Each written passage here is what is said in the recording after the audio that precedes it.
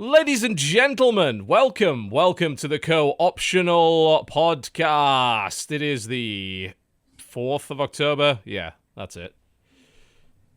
A famous day in the calendar.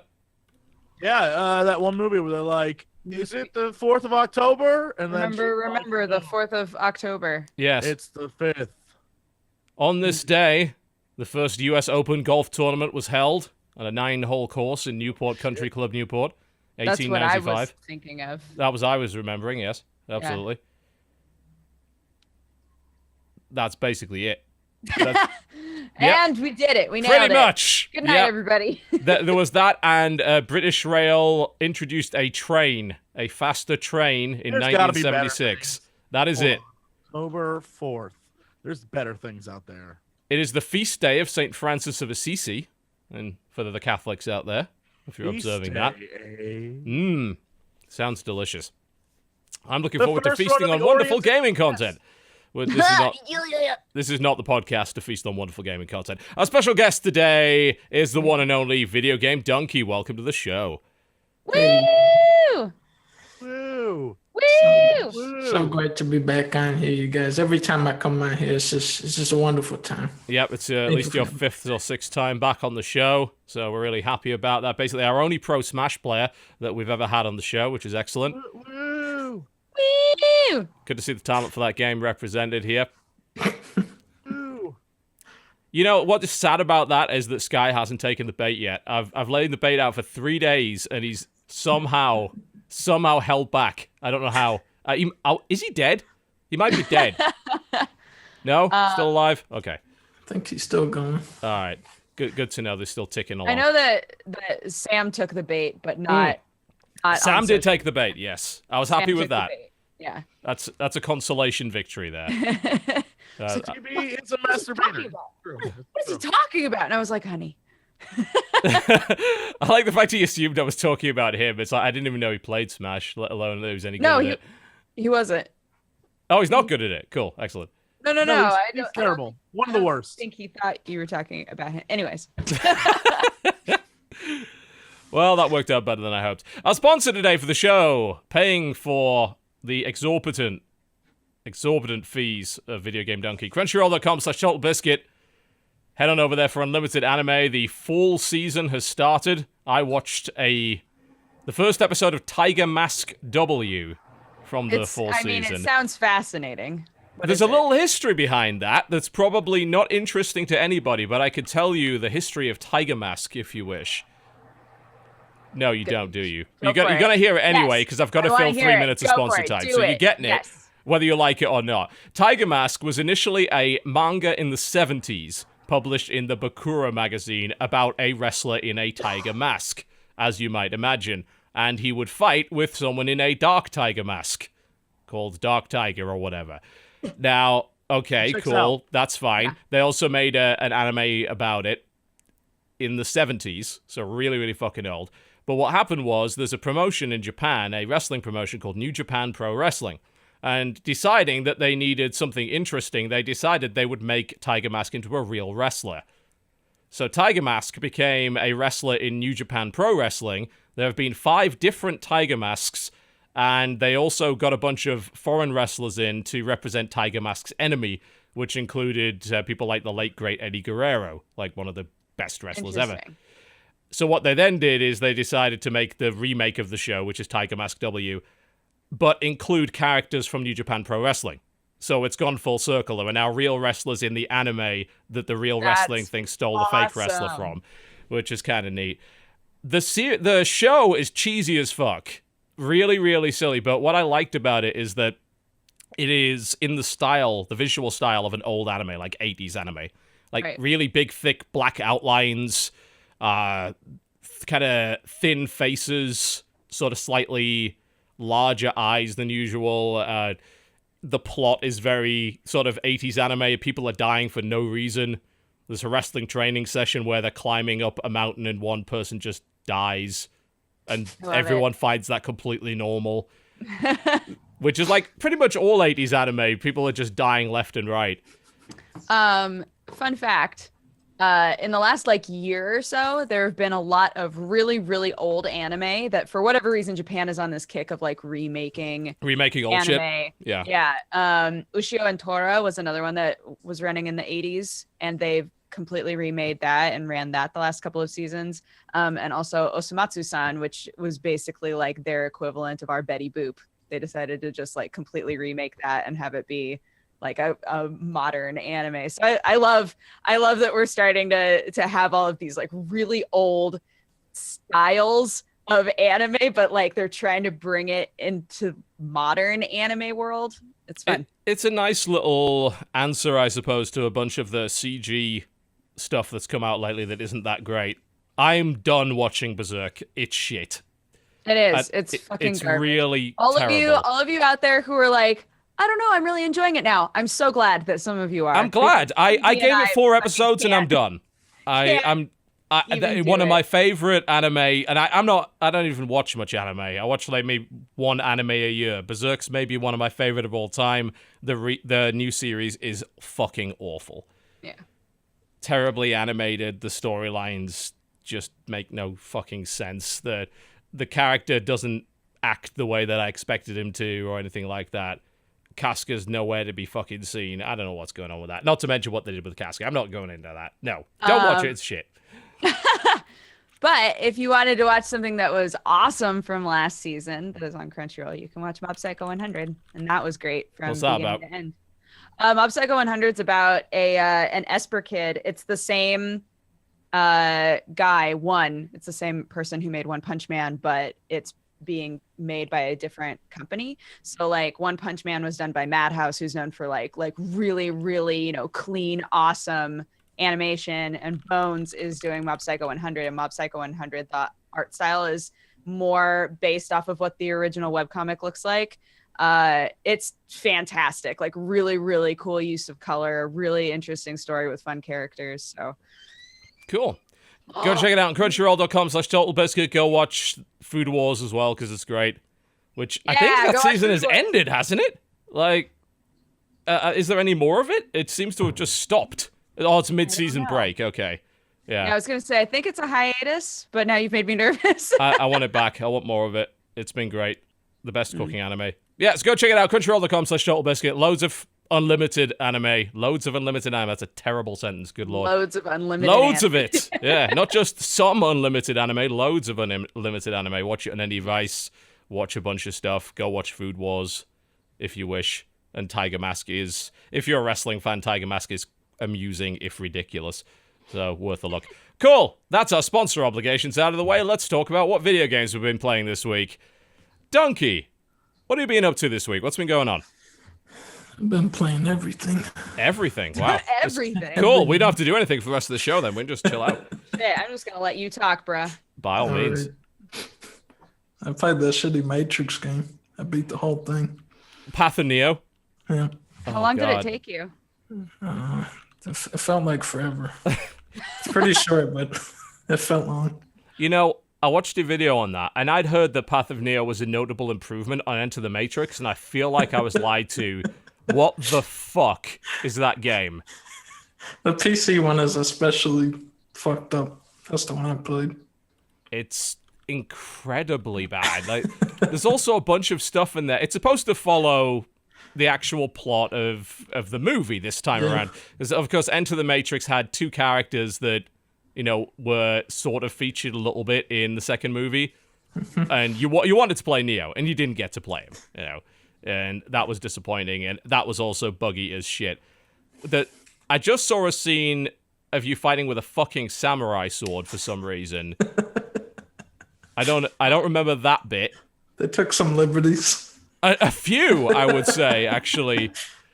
There's one part where you fight all the Agent Smiths. They come and they form one big Agent Smith. He rips sunglasses off of a billboard and puts them on his face. Yes. Oh my Fucking god. More. We need more. I do like the death animation, like when you die where everything goes all code-like. That's pretty neat. It's pretty ambitious, but like for what the team was able to do, It's like the ambition was way up here, and then the development skills like down here. Yeah, I mean, you'd think that The Matrix would be a natural fit for video games, and they made 3 really bad ones, including that MMO, if I recall correctly. Ah, the MMO, such that MMO. dreams, such dreams for that MMO. That was. I think that was the beginning of the end for me when it came to wanting to play MMOs anymore, because you have this promise of a universe that you really want to get into, and then you log in and you realize that promise was just a lie. And then it's forcibly ripped from you. Yeah, it will never be good. It actually doesn't exist. No. I think that the claim that this was somehow an improvement on Enter the Matrix was not true. Oh, this fucking turret sequence. Jesus Christ. No, that's not a good video game at all. No. What possessed you, I have to ask? I don't know. I think I saw a video of some dude playing it. I was like, I gotta check this out. I need this in my fucking life. Every level is just some brand new crazy shit. There's like a karate level, and the ragdoll, the guys just go, they just shoot into space when you hit them. The fucking cinema scene is what got me. Where you're fighting, somehow, for some reason, you're fighting in a cinema where someone is watching The Matrix. Oh, yeah. You fight with a fucking broom, and there's one guy in the audience complaining that you're getting in the way, and then making a bunch of meta commentary. Hey, like, do that thing, do that move. What is this? It's just beyond everything. Why is this here? Like, for what possible reason? There's a moment where the game stops, actually, and the directors of The Matrix come in and explain to you why the game is so fucked up. Wait, what? Yeah, it's like a cutscene. It's a game. The game just stops, and you see like these 2 little avatars, and they're like, "What are the makers of The Matrix?" And this game is it's really weird. Oh, the avatars are like 8-bit, aren't they, or something like that? Really weird looking thing. Like the whole thing was. I just don't know. It's like David Cage got involved in this at some point, and no one ever realized. He just snuck into the development process. Holy shit. Somebody in chat, I'm not going to call you out in case that winds up being very wrong. Somebody in chat said, the gameplay is actually good when it comes to melee combat. Confirm or deny? Yeah, well, it's interesting. Like, they tried to do all this stuff. There's like so many animations and all this. Like, a lot of work went into it. It's just kind of a disaster, especially the PC one. Yeah, I think that the best Matrix hand-to-hand combat game is actually Sleeping Dogs. Just, if you want a game where you're doing kung fu and punching a lot of people at once and having all the animations smoothly flow into each other, that's the game you want to be playing. Yeah, it feels like a precursor to that kind of stuff. And Batman.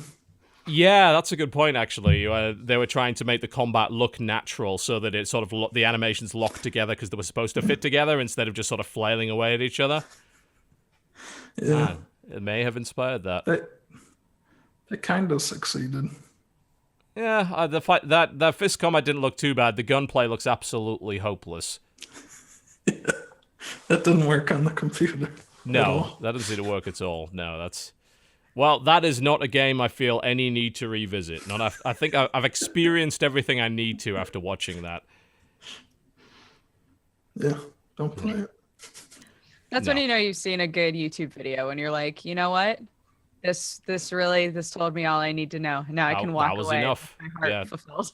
I feel like I've experienced it by proxy, but avoided the pain of having to play it. Yeah, that's like Kraken spent, I think, 3 or 4 streams playing through Vampire the Masquerade. I never need to play that game because I've watched someone just that like dive in really deep. Is way too good. You really should actually play it. It's I would extremely disagree. good game. It's actually a good game. Yeah, it was. I don't know what patch he was playing with. When it was released, it was one of the buggiest games ever made. There was a point in the game. Watching him play it was a buggy mess. If he didn't patch it with the unofficial patch, which has been updated for like the last 10 years, constantly, like some of the ex-developers got involved in the development process of the unofficial patch, the community patch. That game is a lot better as a result. But on launch, I mean, there were several parts of that game where you literally could not progress. Yeah. And a lot of them were fairly late in the game as well, so it would completely break it for you. But no, the thing about Bloodlines in particular is there's at least 3 or 4 different styles of play, including one where you barely talk to anyone because you're a Nosferatu, and as such, everyone is terrified by the way you look. So the game becomes a stealth game at that point, instead of the kind of RPG that it is up to that point where you're just seducing people or trying to convince them to do things for you as a sexy vampire. Right. And then there's a play style where you turn into a werewolf. There's a play style where you're a blood mage and can cast magic and shit. There's all sorts of different things. And of course, playing the Malkavian, which is great. You can have a full-on conversation with a street sign because you believe it's a real person. Perfect. It's phenomenal. Sounds pretty good. Oh I changed my mind. I'm gonna create a game. It also has one of the But, scariest like- sequences in any game ever. What threw me off was that depending on who he was talking to in that game, either it was somebody who was taking it very seriously and wanted to tell him lots of very important gothic information about vampires, Naturally. or he would be talking to somebody who was just goofing really hard on the whole thing. I was like, what does this game want to be? I can't tell. The VO is a mixed bag.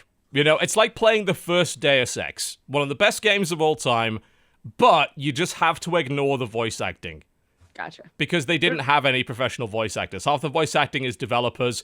Some of it is highly racist. It's clearly an American pretending to be a Chinese person. Oh, no. Abort. The guy pretending to be the Russian in the bar in China whose only voice line is, "I spill my drink," over and over again. Yup. You have to, it spawned one of the greatest series ever. You just have to ignore that bit. And I feel the same in Bloodlines. Some of the VO is okay. Some of it is ridiculous. Utterly ridiculous. But that game is awesome. It's absolutely fantastic. As a side note, if you're interested in watching Kraken and all of his Kraken-esque glory, play that game. He's going to be putting up videos of it pretty soon. I can't here. wait. Because that shit breaks all the time. He's going to find plenty of things to like. It's so fascinating talking with him about, because, all of his content before he got into school was like games fucking breaking and him making fun that of was them. all. That was all he did, wasn't it? Yeah. Yeah, but now that he has gone to school and learned a lot about games, he can like force them to. How he went to if he school? wants to. I'm just saying he knows how they work even better now, and he can make them break, which I think is kind of fascinating. Stay in school. This is the moral of this. Stay in school and learn how to break stuff. Stay in school, learn how to break shit. Absolutely. What else have you been playing this week, Dunkey? What's been going on? Played the old Sonic games. Which ones? All of them. Every one. All of them. At the 2, same 3. time. Sonic and Knuckles Sonic CD. The good ones. The good ones. Those are really good. I'm in two minds as to which the best one is. I don't know if it's 2 or 3. I think it's 3, man. Yeah. 3 is. There's no excess there. It's just good level, good level, good level, good level. I always hated. What was it? What's the third one? The third level, the marble level. Marble Hill Zone. Something like that. Yeah, I always got stuck on that one for some reason. There's some weird bit that I could never get through. It was like getting stuck on the Casino Night Zone where you had to figure out that fucking barrel. It was something like that. Yeah, there's a lot of weird. It's not as fast as like you remember it. No, it's really not.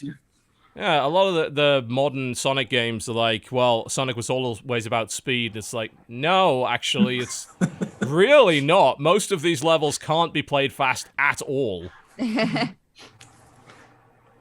So I had to go on back and forth, trying to figure out all the different stuff. Yeah, they're very maze-like, I think. Yeah. Whereas a lot of the modern Sonic games are hold right as much as possible.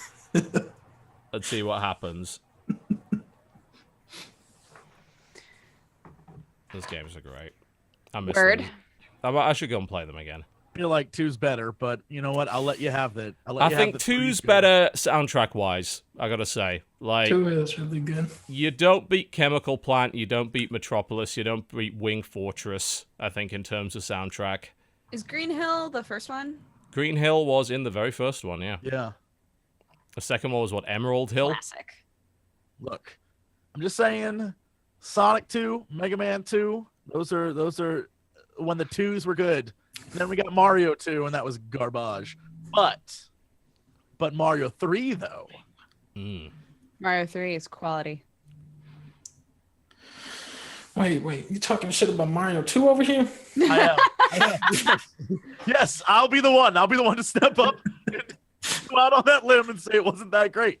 That's right. Mario 2 is the one where you're like in a play, right? Dream. Yeah. It's a dream? Yeah. Mario 3 is the play. But Mario 2 is a dream. That's when you wake up at the end after slapping the shit out of Birdo and stuff, and Mario's just sleeping. Right. Got it. Yeah. Mario games are fucking weird, man. I've never been more convinced. After playing Super Mario RPG, I've never been more convinced that the Mario games like don't actually care about ever making sense. No, like I said when we were playing it, Mario was Kingdom Hearts before Kingdom Hearts existed. Where there's like, fuck it, this looks cool, let's make this happen. Yeah. Which is fine, because no one ever cared. You're a plumber stomping on turtles, saving a princess from a bigger, spikier turtle. It doesn't need to make sense. It makes sense. It's great. That's what games used to be. And then they had to have guns. Way to go. Those were the days. America. And you knew who you were then. Giles was girls and men was men. What? Those were the days. The days before character development and unnecessary character development. What was the name of that show? Not All in the Family. It definitely was. All in the Family? Okay. Fresh Prince. Fresh Prince is exactly what it is. Ah, yes. That's what it was. It was the theme song to Fresh Prince. I remember now. What games have you been playing, TB? Not ones that were that old, I'll tell you that. I have to say, I haven't had my... Disappointed. Oh no, I've been playing new things. How terrible. Stuff that isn't out yet. I played a ton of Civilization 6. Yeah, you kept popping up in my lower third. With the TV's playing Civ 6. Yeah, and I played it on stream for like 6 hours yesterday. I don't really know where the time went, actually. I was intending to just do a couple of hours on it. I restarted, decided to play as Japan, immediately got invaded by all the barbarians, to the point where people were just saying... As is custom. You should just restart the game. And I was like, no, I'm not going to do that. No, because then all the work that I've done was for nothing.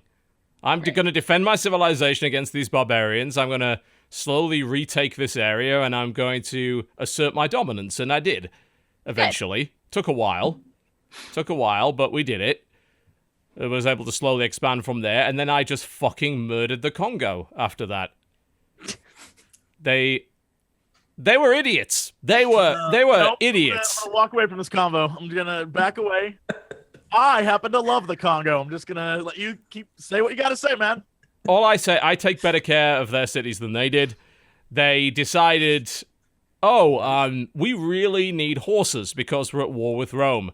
We don't have any horses because our starting areas of rainforest, and they're not known for having a lot of horses. So we want to trade with you. You've got spare horses.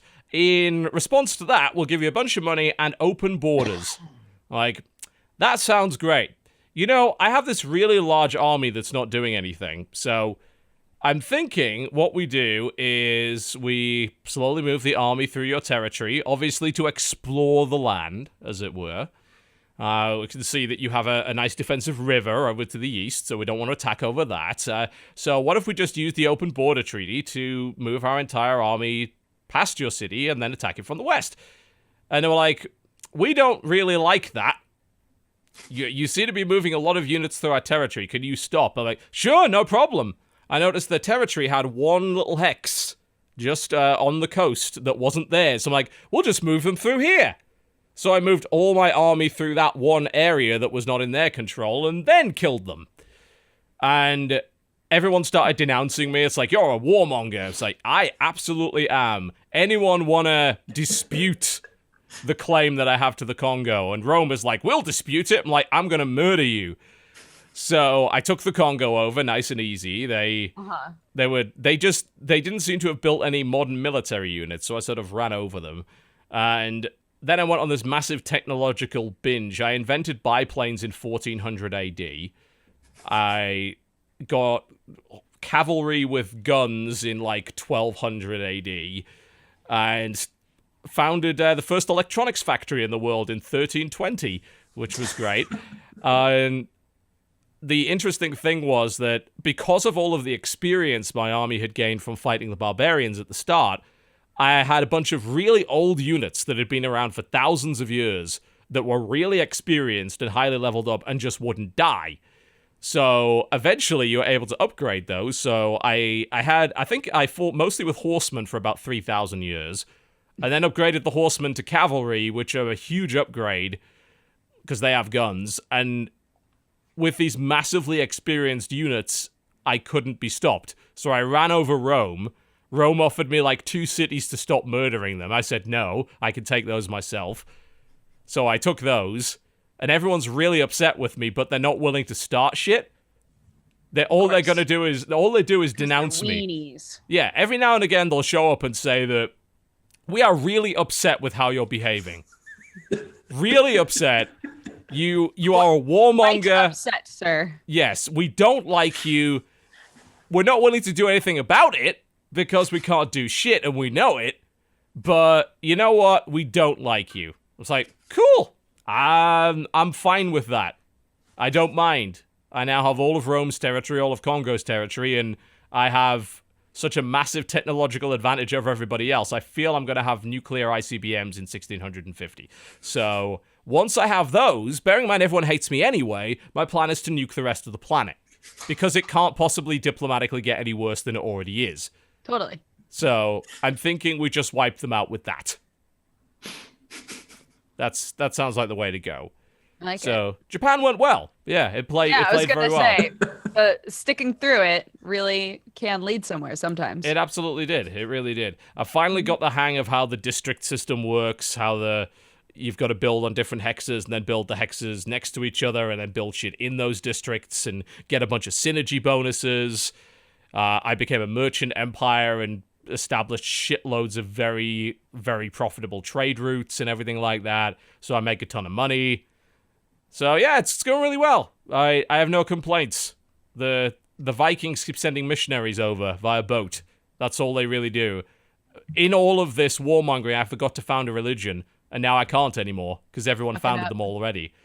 So they found all the religions? Yeah, they founded all the religions before I got a chance to do it. God damn. So I'm just sitting here being half of my empire is one religion, half of the empire is the other. I'm just like, I mean, okay, sure.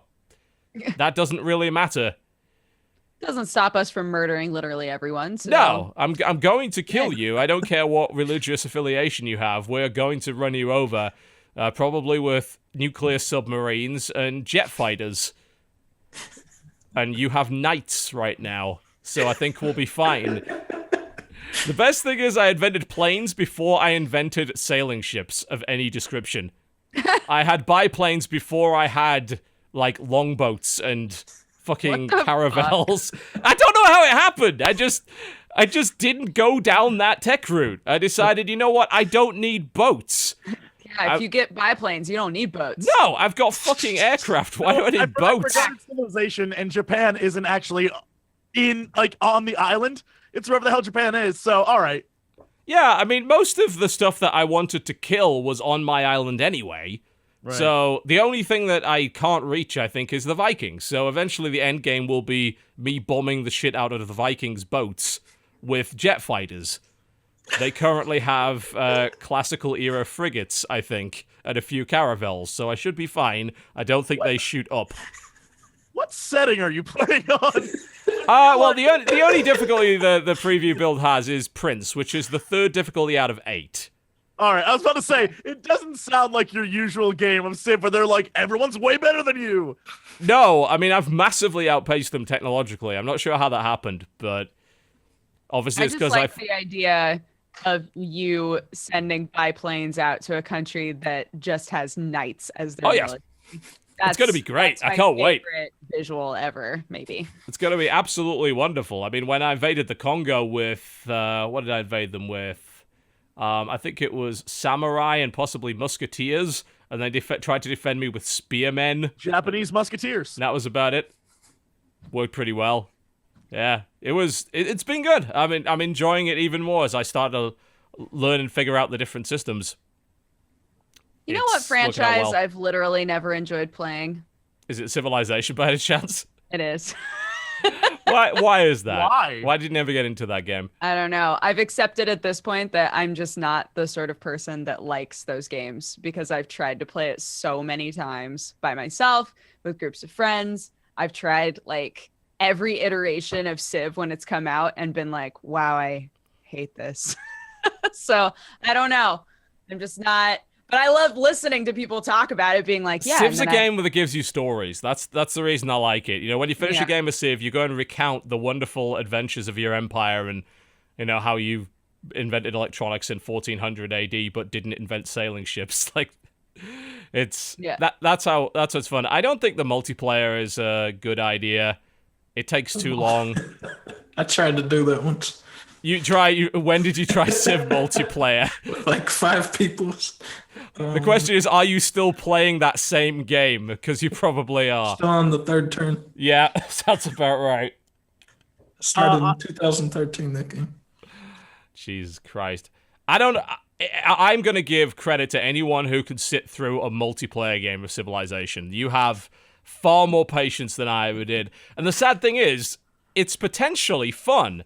Especially when you're dealing with, like, diplomacy with your friends, and then you backstab that guy and he gets really super mad and all that stuff. That sounds great. It's just, it'll take you 3 weeks to get to that point. And someone will just get sick of it, or you just, like, take your fucking turn and someone's gone to get coffee and comes back in an hour. It's like, what did I miss? Nothing! We were waiting for you! Yeah, I think that's the one time, because the last time that I played Civ multiplayer, it was with Sam and Krendor and maybe Gmart. Well, the first mistake you played with Krendor, so that's why nothing got done. Krendor actually likes Civ, though, so... He's in chat spreading lies. No, you didn't win, Krendor. I beat you. We destroyed your civilization. You can't just win. Lying son of a bitch. Left around. No, it's not how it works. Ugh. But that was the one time that Krendor was like, I'm going to get up and go do something. And when he came back, it was not his turn. It still was not his turn. Yeah, it's not something that I want to sit down and play multiplayer. I just don't have the patience for it. I know some people play it asynchronously, where you can just kind of take your turn when you want, and the game sort of sits in the system tray. It's called a Pit Boss, I think. So when you play Pit Boss, I think it is a third-party thing, if I recall correctly, where you take your turn, and then it will tell you when everyone else has taken theirs, and you just do other things while that's happening, and it sits in the corner, and then alerts you when you've got to take your turn. That's an interesting way to play it. Like, that's the kind of thing you can play while you're working, and sort of take it at your own pace. Browser Risk games. Yeah. Like browser-based Risk was totally like that, where it was like, you could just show up and be like, oh, it's my turn. And the game would persist for however many days before it would be like, all right, whoever's in the lead wins. Yeah, apparently they implemented that into Civ 5, because that was the way that it used to be. I think Civ 4 and Civ 3 had, like, play by email and stuff like that, but apparently Civ 5, that mode is built in. So you take your turn, it sits in your system tray, and then it alerts you when you're ready to go again. Yeah, I mean, maybe I could stomach playing it that way. I think I just prefer single player, because then it's like, I could take as long as I want. That's great. And then everyone else, you know, we get AI, so it doesn't matter. You're having a fight with Krendor in the fucking chat right now, aren't you? No, Krendor just said the most ridiculous but also hilarious thing in chat. We were talking about how when we played Civ, and the reason why everyone playing, it was this huge game, everyone playing ganged up on Crendor because he took 14 minutes for every turn. Like, it was ridiculous. So we just agreed to kill him. We kill him. That's fair. And I said in chat, like, Crendor, we all joined up and kill you. And his response was like, well, the Romans killed Jesus, but who won that? What? I can't argue with that logic. I can't. The Romans killed Jesus, but guess who won? Jesus. Guess who won? Yeah. That's what he said. You win, Crendor. I can't defeat you. You're right. People still know who Jesus is. He won. Yeah, Rome, no one knows shit about that place. Oh my god. They didn't even do nothing. Yeah, I think it's going to be really good when it comes out. It's like the first Civ game I've played in quite some time where I feel like you don't need 2 expansions to enjoy it. It's like on launch, it's probably just going to be good. They didn't take a bunch of steps backwards and then to add features back in an expansion later. So I'm pretty cool with it. Some people are a bit upset about the art style change. There's like, it looks a little too cartoony. I like it. It's got actual fucking color for once. The art That's style lovely. changes every single time. Yeah. You got to get over that shit. Every You do. single game's going to look different than the last one. That's just the way it is. Yeah, I'm fine with it. It's like, it's nice and colorful and bright, and that's nice for once. You know, less brown is always good. So, yeah, I enjoyed that. I'm playing a lot of that. Cool. It's another game I played. I know somebody knows a lot about that. A few days ago, I decided to take a look at Paladins. Uh-huh. So, people have been getting a little riled up over Paladins lately. Yeah. If you, sorry, not to hop in too aggressively. Oh, by all means, hop into the conversation. That's what they're for. But like, I can't believe every single time I watch somebody play Paladins on stream, people in chat are aggro about it. Like They're pretty pissed. Yeah. Anyways, go on. And you know what? That is kind of the discussion that I want to have. I'm trying to figure out why people are pissed. Because it seems like they're personally offended that this game has some similarities to Overwatch. And it definitely does. There's no escaping that fact. There are a few heroes that play kind of similar to Overwatch heroes. They're not identical, certainly, but they are similar, there's no doubt. Fernando the Knight, for instance, is basically Reinhardt with a flamethrower. And that's what he is. There's no escaping that fact. There's a dragon dude who's kind of like Farah. And there's a couple other heroes that have some similarities, but there's also plenty that don't. Or that have really weird mixed kits. Like, a bunch of people were getting all hot and bothered over a hero called Androxus, who they assumed was basically a Reaper clone. Because he's pretty emo, he's got the gun, he's got the edgelord character. Yeah, he's the edgelord. He's actually McCree. Exactly, McCree. Exactly. McCree plus Tracer plus what the fuck. So, he's like McCree in the sense he has a six-shot revolver. His right click, instead of firing all 6 shots, fires 3. But if you hit all 3 of them, you get bonus damage. Which, to me, is actually an improvement over McCree. Because McCree is a character where you throw a flashbang at somebody, and then right-click and aim in the vague direction of them, and they die. Like, there's not a huge amount of skill involved in using the right-click ability. It unloads 6 really inaccurate shots, so the best way to do it is stun them, get in their face, and unload it in their face. Simple as that. Yeah, that's McCree. Yeah. With Androxus, you only fire 3 shots, but if you hit all 3, you get bonus damage. So you're encouraged to not just spam them in the vague direction of a target, which is pretty cool. Then the hero gets fucking weird. Because, the revolver makes sense. Those mechanics all make sense. He also can absorb all the bullets that are thrown at them and fire it back in a demonic energy blast. Okay. Which, and I was like, why is this ability here? Like, how does it fit with the rest of the character? And then, of course, there is the fact that he can do the Tracer teleport. He's got 3 little dashes, which are basically like Tracer, and they recharge in the same way. And his ultimate is he can fucking fly, and his arm turns into a giant energy laser demon cannon. I'm just like... As you do. It's like, you started off well, And then the rest of the heroes, like, we're putting abilities on this hero for the sake of putting abilities on this hero. Right. But I'm not gonna lie, despite the complete lack of coherence in its kit design, it's still pretty fucking fun to play. It's a fun hero. It's enjoyable. It's weird to me because the way that people are responding, you would think that Overwatch was a very small game. You would think that Overwatch they was, feel like, very threatened. Like, yeah, like this game is going to somehow overthrow Overwatch unfairly. And I'm like, guys, Overwatch is fine. Do you have any idea how many copies of that game were sold? A shitload is the answer to that. They are doing just fine. This game is free to play, so sure, okay, you know, you don't have to pay up front like you do with Overwatch. Surprisingly enough, the business model seems to not be horribly exploitative. I've got to give them credit for that. It seems like I was going to say that if Overwatch was like Dota, then Paladins would feel kind of like LOL to me. There's a bit of that, definitely. There's there's something about the way that Paladins plays that feels slightly less like an FPS than Overwatch. I think it might be time to kill. Like, it seems like it takes a little longer to kill somebody in that game. Whereas in Overwatch, you could die real fucking fast. Like, you know, you get hooked in as a road, you hook in the Tracer as a Roadhog, that Tracer's dead. You know, that just boom, one shot in the face.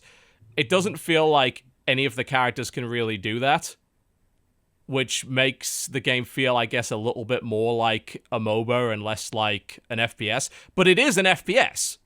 It really is. Like, in every respect, it just there's some little element about it that just doesn't feel quite right. Well, they're taking what I'm assuming they learned from Smite and put it in this game. Yeah, I think so. What I do like about it is that the game is not as ultimate spammy as Overwatch has got. Have you noticed that lately in Overwatch that there's a lot of ultimates going off? I actually went down to the Overwatch finals in Atlanta this weekend. That was the televised thing out of the Turner Broadcasting Center that they actually put on TBS. Mm-hmm. It was a very weird experience because you got an esports crowd in what's clearly a television arena, which is very high tech, it's very overproduced, it's very clean. It was fucking cold as well, Jesus Christ. And you've got a bunch of guys who are there to sort of rile up the crowd, telling you that they're coming back from commercial, like, everyone cheer, everyone cheer. But no one really needed prompting. Like, and I think they actually realized that about halfway through the broadcast. I think they were afraid that everyone would just sit there and not make noise. No, they made noise at everything. They were just happy to be there. So I think, like, about halfway through, the guys that were trying to guide the show just gave up and just let people do what they want because they were doing things absolutely fine. And it was a really cool experience. Like, everybody there seemed to be into it, including the people who you think, like, obviously had never seen the game before, who were, like, either executives at Turner or guests or friends of the players, or I think there was a few celebrities there I didn't recognize.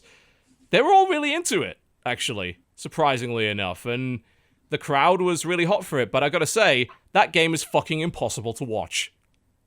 Good God. It's so hard to watch. Yeah. It's just like the best way that I could see in regards to watching it, the most pleasant time I had watching it, was when they decided to just stick on one character for a while. Like, they spent about 2 minutes on a McCree, and they spent about 2 minutes on a Farah, and then it was totally watchable. But when they were doing the whole, we're gonna pan the camera around, in a team fight, it's just a big mush of color. Like, because all the ultimates go on at once, and like, well, I think everyone here is just watching the kill feed. I'm pretty sure they're not watching the actual game. Because otherwise they would have no iddia what the fuck is going on. It's worse than League. Like, I have problems watching League esports because it's so fucking colorful that when all the ultimates go off and everything, it's just a big blinding mess. And then you see what happens when the smoke clears. This is worse because it's not from a fixed camera perspective. So it's like, God, I can't see. I don't know what's happening. But people seem to enjoy it. You know, it was a pretty fun little experience. But I've got to say, I don't get the anger over Paladins borrowing things from Overwatch. Somebody said, and I think that this definitely touches on it, that it's not necessarily the game. They're not protective of the game necessarily. They're very attached to the characters. Yo, there's the nail on the head right there. The characters have become so beloved so fast. Cool. Yep. Yeah, And I get that. seeing like a game have characters with very similar movements, very similar kits that look similar. They don't look similar though. Like I'm gonna raises say, like none of the characters, in my eyes, look similar. The kits, some of the kits are similar, but design-wise, really, Paladins lineup doesn't really look anything like Overwatch's. I mean, there's the dwarfy looking guy, and there's the little spritty girl. Okay, there's a dwarf in the game. Name a character, like a game that has heroes and characters in it that doesn't have a fucking dwarf. I'm not saying that they're right in there. I'm saying that this is one of those things where each character has like little pieces here and there that can immediately remind you of someone from Overwatch. And because Dodger's absolutely right, it has nothing to do with the mechanics and shit. Because remember when Overwatch came out and everyone was like, this is just fucking Team Fortress. Like this, They got over that pretty quickly. Yeah, it's about the fascination with these characters. Look, it all goes back to years ago in 1984 when we said on this podcast, people love these characters so much they made porn of them. It's about the characters. It's about the characters, and people are offended that another company's like, you're stealing things we love. That's all it is. That's at its core all it is, which is there's nothing you can do about that. That's just people being people. I think that is ridiculously oversensitive because honestly, there's no character in Paladins that holds a candle to the identifiability and like, I guess the love that anyone would have for someone in Overwatch. Like, the lore behind the characters in Overwatch is well developed. The characters are very distinct. They have a shit ton of voice acting, which is all really well written. Paladins does not. Yeah. Like, the coolest character in that game is Bomb King, who is a walking bomb that throws other smaller bombs. But even then, like, he only has a couple of lines, and that's like it. Like, there's nothing. He's defined by his kit. Like, I feel like in Overwatch, characters are defined by their design, their visual design, their lore, how they speak, how they interact with the other characters. But in Paladins, you could swap out the visual design of any character for anything else, and it wouldn't make a difference. Like, Bomb King could be anything. Like, the Knight character could be anything, and it wouldn't matter. So I don't see how people feel threatened by that. Like, Overwatch blows it away in terms of character design at that point. Dunkey, you played a bunch of it, and obviously, you made a really funny video about it. I'd like to know, like, kind of what your genuine thoughts are on it. It was pretty fun, just because it's so similar to Overwatch. Overwatch is fun, so that's gonna be fun too. Yeah. And it's not a bad clone either. Like, if you're going to call it a clone, it still plays well. Yeah. I did have some issues with lag when I was playing. Like, some matches would be kind of messy. Oh, okay. I haven't run into that yet, actually. But, yeah, that may happen. I heard they were having issues, like, because I played it when it first went on Steam, so there was a big surge of people getting it. There really was, actually. I mean, they claimed, I think, a couple of weeks ago, they passed 750,000 players, which, for a game that is... Yeah. It's definitely not finished, It doesn't have a lot of... its character lineup is pretty weak. The skins are utter shit, which is weird, because Hi-Rez is like Skin King. Yep. Smite has the best skins, I think, of any game I've ever seen. Fact. They're so good. They're so well designed. There's so much with them. And this is like... I was like, oh, I'm going to get a skin for Bomb King. Oh, I can get green, purple, or orange. They're all fucking recolors. There's nothing... You don't want to be the Orange King? Yeah. The only cool thing I can get for it is that if you get Twitch Prime, plug, you can get a Twitch bomb. Your bomb has the Twitch logo on the back of it, and it's purple. Oh, really? Yeah. That's the best and the only thing. It's just... They're just completely underdeveloped, like, microtransaction-wise. But no, you're right. It plays well. Like, it's fun. It's not... It's pretty fun. I don't think it's better, but it's not bad. Like, if someone said to me, like, a few friends said, hey, we're going to go play a few rounds of Paladins. Do you want to come play it with us? I'd probably say, yeah, sure. Why not? Yeah, that's pretty fun. Yeah, I don't know. I don't think I've gone out my way to play it. Although I do fucking love Bomb King a lot. Like, he's just a really fun character to play. Imagine Junkrat, but more. To the How point. can you grow perfection, TB? By getting rid of everything that doesn't involve exploding. Junkrat has traps. No. We don't need any of that shit. No, that's the best part. Nope. No. You and I, nope. We're Why have traps when you can have more bombs? Why waste an ability on something that doesn't explode? Oh my god, because traps cause salt. And it's so delicious when somebody gets stuck in a trap and they're like, fuck. And you're like, yeah. Now, Bomb King does have a salt-inducing ability. He has the stupidest fucking knockback I have ever seen that will send people flying halfway across the level, usually into a bottomless pit or into the sea. And you can upgrade the knockback. That's one thing that it does do. You are able to customize your character beyond the visual. So you have they have this kind of neat loadout system where as you progress, you get chests, and the chests give you cards. And these cards are loadout cards for characters. And you can create a custom loadout for a character that buffs or changes the attributes of different abilities. So, being Bomb King, I wanted more bombs. So, Naturally. I got the card which reduced the cooldown on Grumpy Bomb, is its name, which is this giant fucking angry bomb that you put down. And what's cool about it is that the loadout system, you've got to have 5 cards, but you have 12 points. You can pick one of 4 levels of the card to upgrade it. So say I really wanted lots of Grumpy Bombs, I can get level 4 cooldown reduction for Grumpy Bomb, which will cool it down by like 4 seconds. And what I was worried about is that they were gonna like, I don't know, sell the high level cards. But no, once you have a card, you can pick any level of it whenever you want. And I found that really kind of neat because Overwatch is really a stickler for, we have a kit, you're going to play this in a very specific way, and you're not going to play it in any other way. We're not going to let you fuck with it at all. We don't trust you, apparently. Right. Whereas with this, you can actually alter it, and you can emphasize the stuff that you like about the character. And you can buff it up, or you can try and fill in your weaknesses. And through the game, there's also there's an economy as well. So as you get kills, you get cash, and that lets you buy from like a set of passives like decreased reload time, lifesteal, all that kind of shit. Pretty simple, but I prefer games where I can't change the loadout. Because then I know if I'm doing shitty, it's because I'm playing shitty and not because they have like a superior loadout to me and I'm going to have to spend a lot of time thinking about that. Like I'd rather just play the game and try to be more skilled at it. Does that make sense? I can get that. And I think that's a valid way of looking at it. My way of looking at it is I like to have more bombs. Yeah, I don't want more bombs. I like to have a bit of customization. I like to be able to emphasize the things that I enjoy doing with that character and maybe, minimize the weaknesses and the things that I don't.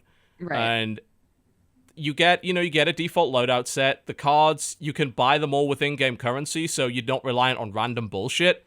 Basically, it's not Clash Royale. Thank fuck. So I like that little aspect to it.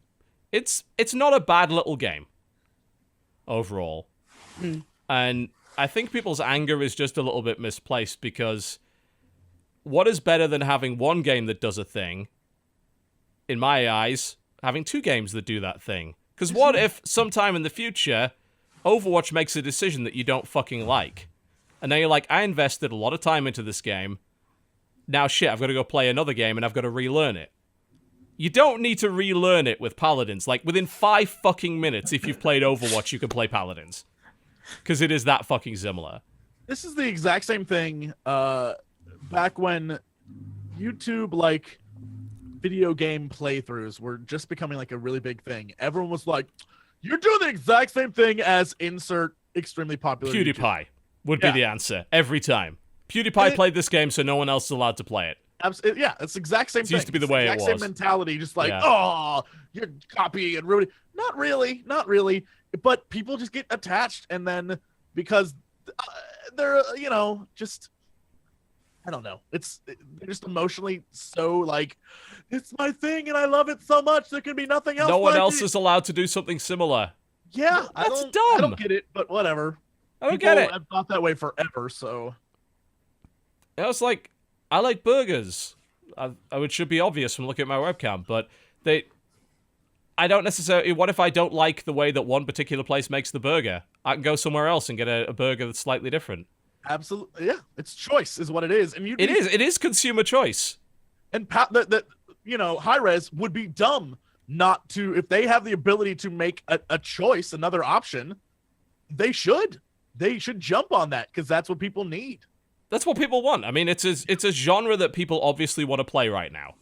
So, sure, put more into it. Like, there are genres which are obviously oversaturated right now and are probably not going to get anywhere. Like, Dota-style games, League of Legends, Dota 2, etc. Yeah. You try and get into that genre now, good fucking luck. Yeah. So many games have tried it and just failed utterly and shut down for whatever reason. I just don't... that's a genre that is just being dominated now. But this genre is still kind of... Yeah, Overwatch is doing really well, but there's still room for others to build on it, to do something a little bit different, to use a different business model. And I don't see the harm in doing that. And when it comes to fucking people complaining about kits, I mean, I saw a video where someone was, not ironically, legitimately pissed off that Paladins has a character with a hook in it. It's like, have you ever played anything in the MOBA genre? Everything has a fucking hook. Everybody. Yes, Some have multiple hooks. Some have different kinds of hooks. Some have hooks that drag you in. Some have hooks that do different things. They all have hooks. All of them. That's not original. That wasn't original to Overwatch. It's not original to anything. It's just an ability that people like to use, so why not put it in your game? Just a lesson in marketing for my Twitch emotes. I have a hook with chains. It was created because you can use that with literally fucking everything. People use it with the weirdest shit in my chat. Every game. It can be used with every game, and that's why I was like, yo, we need to make this shit immediately. Because hooks are in literally every MOBA, and then... It's You're the hook, is what it is. There we go. You're the hook, and it's just Luigi at the end being hooked and dragged in. Yeah, it's to freak out about that's insane. Like, abilities... Why is the chain part called Shibuzi Buffalo? Ask Dan and Kiske, because they created literally all the names for it. You don't come up with the names? They do that? I'm like, just make sure it gets online. Yeah. Y'all are weird. I find it difficult to get mad about it. And I'm going to be honest, like, if Overwatch somehow gets killed off by Paladins, that's Blizzard's fault. Like, how did you lose to that? Like... Paladins is needed at the moment because there's a lot of people playing Overwatch who are, because of some of the choices they've made in focusing on esports aspects of it, people are like, well, this isn't the game that I wanted. There are people just walking from Overwatch right now. And so I feel like other options are needed. And They may be better, they may suck, I don't know, but other options are always good. If they end up being better, then, again, that's not... Oh no, well, let's blame the company that made the better game. Oh, gee. You blame the guys that got cocky and sat on their laurels and prioritized the wrong things. Something that will light a fire under the other game's arse is a good thing.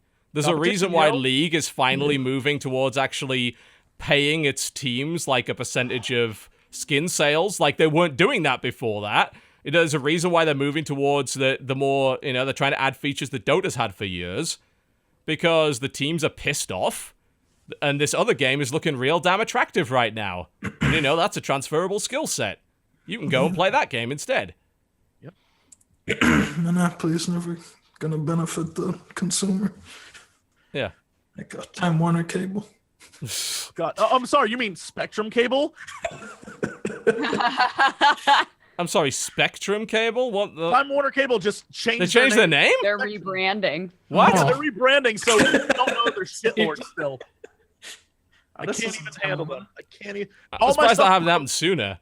Yeah, all my stuff broke, and I called them and was like, what is going on? They're like, welcome to Spectrum. I'm like, what the fuck is... What? And they're like, oh, yeah, no, we're changing.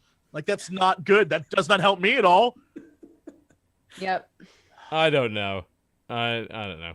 Yeah, so, if you're not feeling Overwatch right now or you don't want to buy Overwatch, Paladins is, free to play and it's not that bad. Yeah, and just to be clear, Hi-Rez jumped in late on the MOBA game with Smite, and that is an awesome And they game. actually managed to pull it off. Yeah. That's the weird thing. Smite is this weird anomaly, right? Because everyone that tries to make a fucking MOBA or Dota game falls flat on their face. You know? For years, it's just been League and Dota. And Smite has this little corner of its own where it's doing really well and people generally respect it as a well-developed game. It's nowhere near as big, but it's doing just fine. And it's just kind of shocking that they pulled that off, really. I think developmentally, they're really smart in the fact that they came in late, but what they did, because Josh is right, it's all about characters and getting attached to characters and characters you like in video games like this. And what they did were like, we're just going to use old gods. Everyone has That's perfect. That's a great idea.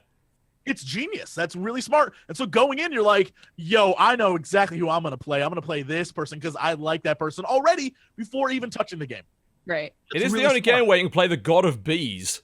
I mean, what more could you possibly want? It's always interesting to see they put a new hero in that game because you want to know, like, how are they going to interpret this god? Like, how are they going to transfer this god's lore to its abilities and stuff like that? Yeah, I always think about that too. Yeah, and honestly, like that was a weird one because obviously they made it a third-person game, which gave it a different feel. But you were Dynasty still. Wars, man. It felt like Dynasty Wars, and that's awesome for me. You do feel really powerful in that game. I like the fact that they made you 3 times the size of the regular minions, and it's much more obvious that you are because it's third person. And then when you hit a minion and you kill it, it just goes flying off in that direction. It's like, yeah, I feel like a legit god in this game.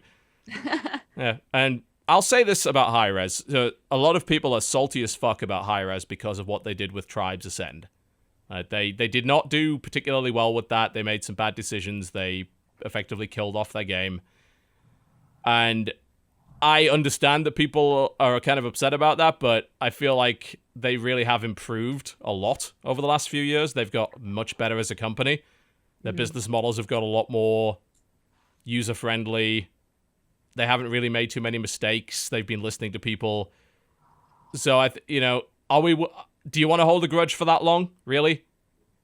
People do. Yeah, I was going to say yes, absolutely. Some do. Some really do. This grudge gives my life purpose, TV. It's like, I will never play a game from that company. It's like Agent Smith, you have to have a purpose. What's your purpose, Mr. Anderson? Fuck, full circle. Boop. We did it. We've done it, guys. We did it. We've come full circle. Yeah. Who knew? The Matrix is so much more deeper than we gave it credit for. I played the shit out of Tribes, and I've forgiven them at this point. It took me a while, but I think if a company does well by people and is generally making good decisions, then you should reward them for that, because otherwise, what's the fucking point in them even improving? It's like, oh, well, I'm never going to forgive you. Okay, then what's the point in us trying to do any better then? Because you're never going to forgive us regardless of what the fuck we do, so we might as well just exploit people. Yeah. They're doing better. I think their games are pretty solid. Paladins is okay. Let's take a break. When we come back, we'll talk a little bit more about the games we've been playing this week. You're watching the Corruptional Podcast, a show that's also okay, I suppose. You could watch it. I don't see why not. We'll be right back. They already are. You sure?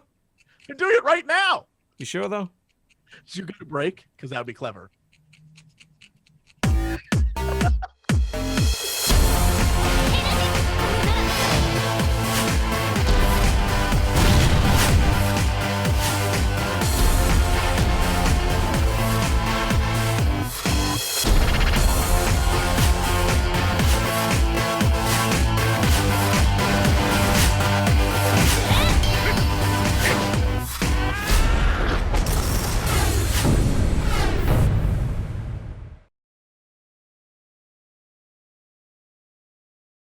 Ladies and gentlemen, welcome back to the Co-Optional Podcast. We can't see you, Jesse. There must be something wrong with your webcam.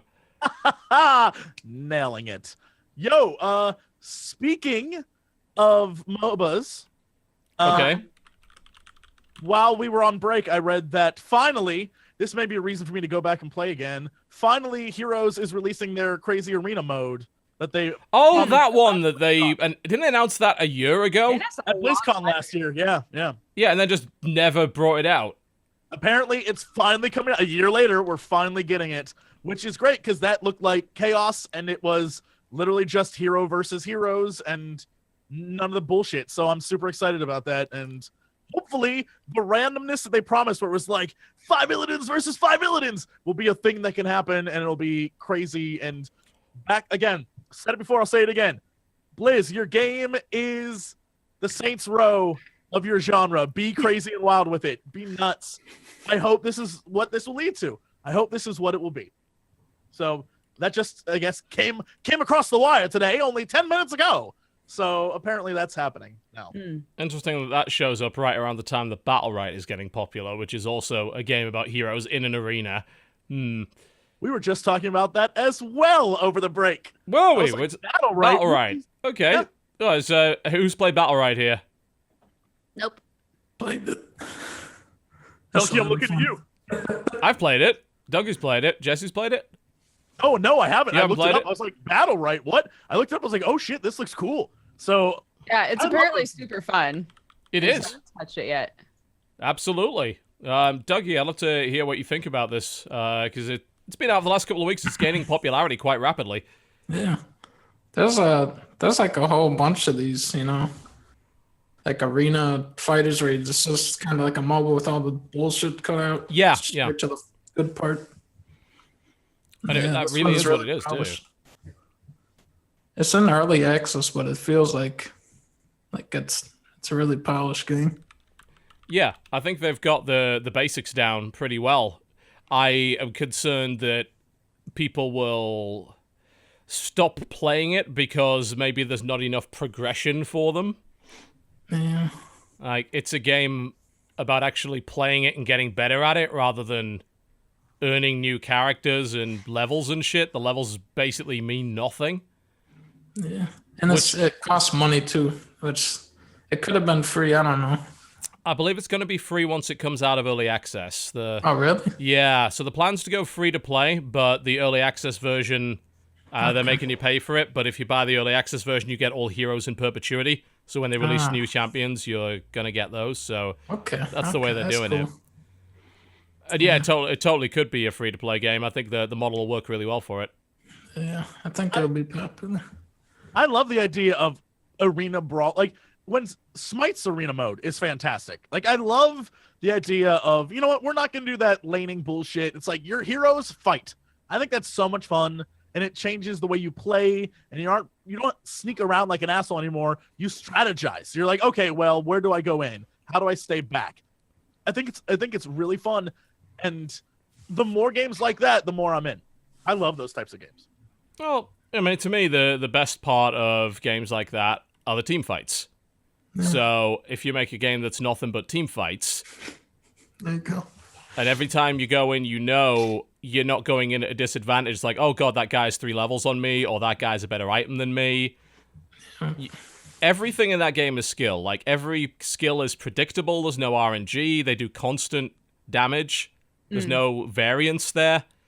What I like is that they put a limit on how much you can be healed as well. Healing gradually gets less effective throughout the match. So that kind of puts a hard cap. Yeah, and that if the fight goes on too long, the fucking arena just closes in on you. There's this black void that appears that gets smaller and smaller. They are very much set on this game is going to finish in a set amount of time, whether you like it or not.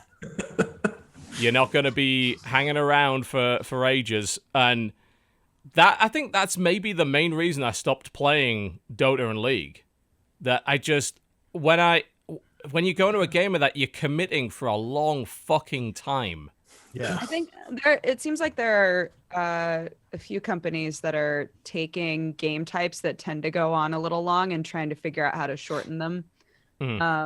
This game, and also when we were at, I was going to say PAX, when we were at TwitchCon, Shardbound was finally like shown to the public. And that's everyone and their mother's been playing that by looks of it. There were a lot of people streaming it. Yeah, it's the new game by the Dawn Gate guys.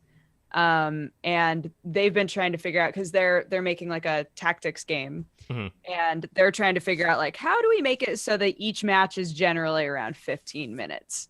And it's, like sometimes that's a little bit difficult, but the game's really fun. And that was the promise with most of the Blizzard games that have come out recently was it's going to be a short game. And in patching it, they've made it so the games are longer but fairer. But people are just like, I didn't want longer. I wanted my 15-minute game. And so, that's one of the reasons why I'm like, well, I'm out. I can't do this right now. That's why I don't play competitive in Overwatch. I'm just like, the cool thing about this is that if I have a shitty team, I'm stuck with them for maybe a maximum of 10 minutes. And that's cool. Then I can get out of there. But in competitive, it's like, right, well, this could be upwards of 50 minutes sometimes. Like An hour for one match is too long. And too long. Yeah. It really is. Torbjorn on attack. Oh. I think whoever designed Torbjorn just hates fun. Damn. They really did design the least enjoyable turret-based defense character I've ever seen in a game like that. Ever. Somewhere Jeff Kaplan just has a single tear. It's just like... He's too emotionally attached to his game, man. Torbjorn is boring as shit. Everything about him is dull. Even his gun is dull. Babysitting his turret is dull. His ultimate is be dull faster. It's such a horribly designed character in my eyes. There's a lot of things you can do with turret-based characters, and that is the worst one, in my opinion. Is Torbjorn ever used competitively, really? No. Nobody uses him. No. You'll get yelled at if you pick him. Yeah. I didn't see him in... I don't think he was played at all in the Overwatch finals. There was a couple of heroes that weren't, actually. I don't think Symmetra was played. D.Va was not played. That was the biggest surprise, that D.Va wasn't played at all.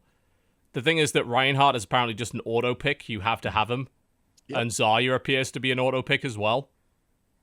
I know a couple of games they tried to use Roadhog, and I think they lost as a result, so they just went back to Reinhardt Zarya again and again and again. Reinhardt Zarya is a destructive comp right now, but it's one of those things that's super easily predictable. So you're just like, all right, how do we compensate for this shit?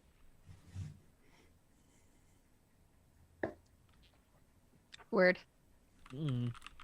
I think I just love the idea of games that are just get to the chase, like cut to the chase. You're here to fight heroes versus heroes. That's what this is. And if Here's the Storm actually has that now, it might be worth taking a look at. We'll see when that actually comes back out, but I'm excited for it. I'll give it that. Yeah, It'll be fun. It's a solid game. I think the question is how they're going to keep people playing it. So Bloodline Champions was the previous game, and they had a lot of issues with player retention there, although there were definitely a lot of other issues that kind of contributed to it not working well. But with this, is just getting really good at a character going to be enough for some people? Because, I mean, to me, Battlerite plays more like a fighting game than anything else. It's got a lot of the same ideas that fighting games and things like Smash Brothers have. And nobody needed progression in any of that shit. Just getting good at a character is good enough. For the characters, yeah. Yeah, that's all you need. But some people have the idea that you don't. They want more progression, and the game doesn't have a lot of that right now. I think the problem is you need a friend to play it with, too. It's not a lot of fun to play it with, like, a random dude, because you do need a lot of teamwork. It can be tricky. I don't have too many problems with playing 2s in pubs, but 3s, no. Absolutely not, no. You need to coordinate, and you're not going to get that with a public group. Yeah. So you're right, that could definitely cause some problems. Thankfully, because they don't have leveling or any shit like that, that at least means that if you just want someone to jump in with you, you're not going to have a disadvantage. Their shit is just ready to go. It's like, oh, I don't have the right rune set. Oh, I haven't, Yeah, or anything like that. I don't understand why they never got rid of that with League. Like, if you want to bring in somebody to play with you, it's like, oh, you're level 1. You can't play with me at all. You're worthless. It's incredible how they compounded both the fact that that's a pretty hard game to learn, and it takes a while to learn, with you are also numerically shitter than everybody else. It's not enough just to be shitter with skill. No. You are shitter numerically because we just felt the need to piss on you from on high. It's a shit system. It's not even fun to use. It's like the old WoW talent tree. Was anyone excited about 1% to damage for this ability? No, they fucking weren't. Is anyone excited by 0.027 whatever the fuck to all these little things? No. They just look up the build on a website, they slot in the runes they've got, assuming they even have them. If they don't, they're suboptimal. So, enjoy that. There's no creativity with it. It's a fucking waste of time. It's a giant sink for the in-game currency on purpose, so you've got to pay real money for the champions and shit. I don't think Riot likes the system. Didn't they come out and publicly admit that it was terrible? Why don't you just get rid of it? Just get rid of it and refund people part of the currency they paid for them, and then they can buy a few extra champions and they'll keep playing your game, right? How's that a bad thing? Surely. I don't know. Anyway, Battlerite's come along quite nicely. It's a lot of fun to play. It's worth a shot. Like, if you want a game that's just skill and no bullshit, that's what Battlerite is.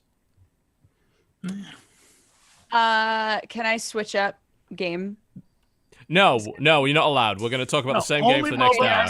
Despite only like 2 of the people here having actually played it. No, you can totally switch up what you got. Okay.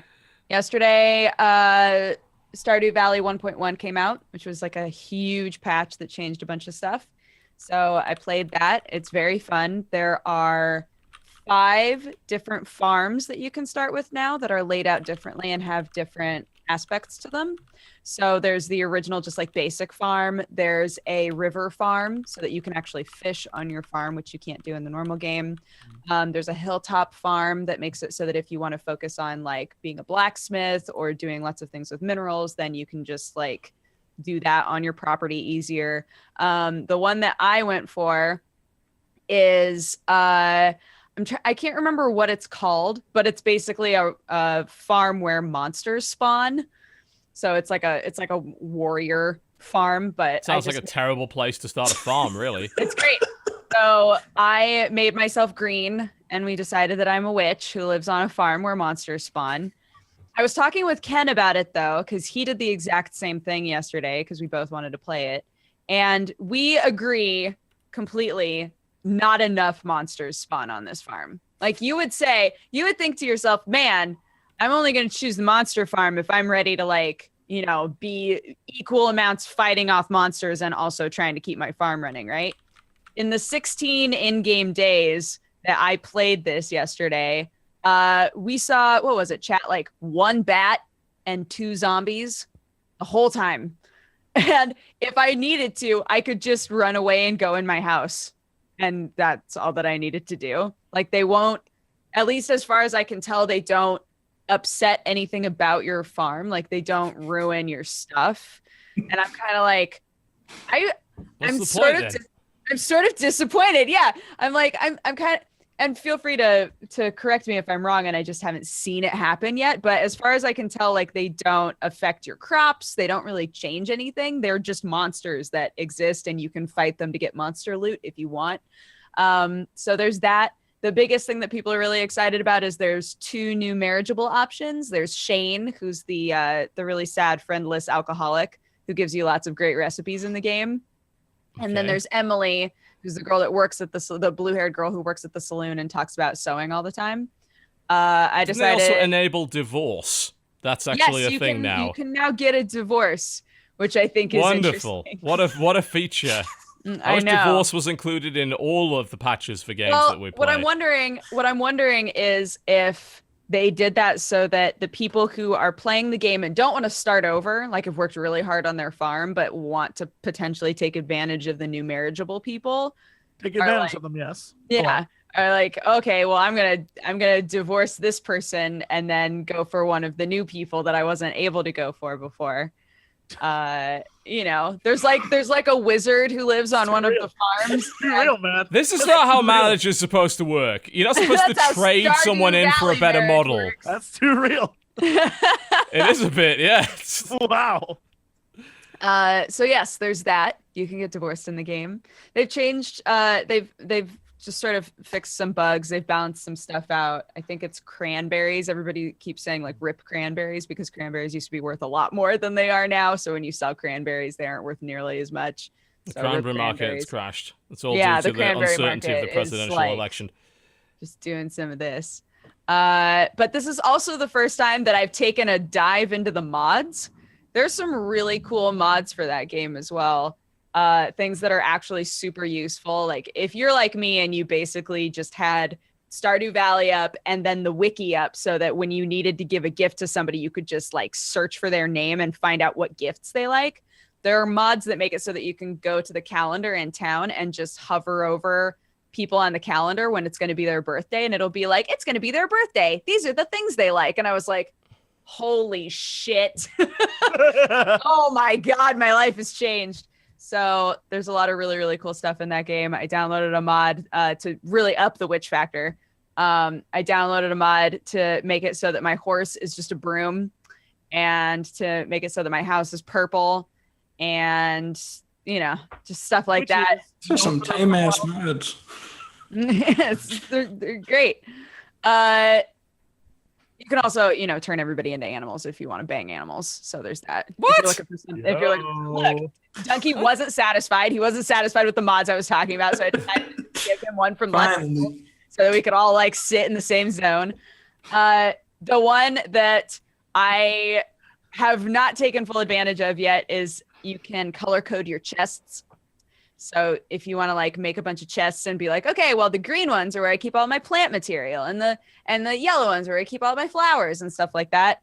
You can do that now. There's like all kinds of different colors. You can color code your chests. Wow. It's good shit. And the biggest one for people who have already been playing this game and are like, fuck, my farm looks like shit, but I can't move any of the buildings. You can move buildings now. So that's pretty awesome. There's like the patch notes go on forever. Like I'm just touching on the big ones, but there's a lot of stuff that's changed in that game. It's very fun. And there are also fuckloads of mods at this point. So if you've been thinking about getting back into Stardew Valley, now is the time. Now's the time.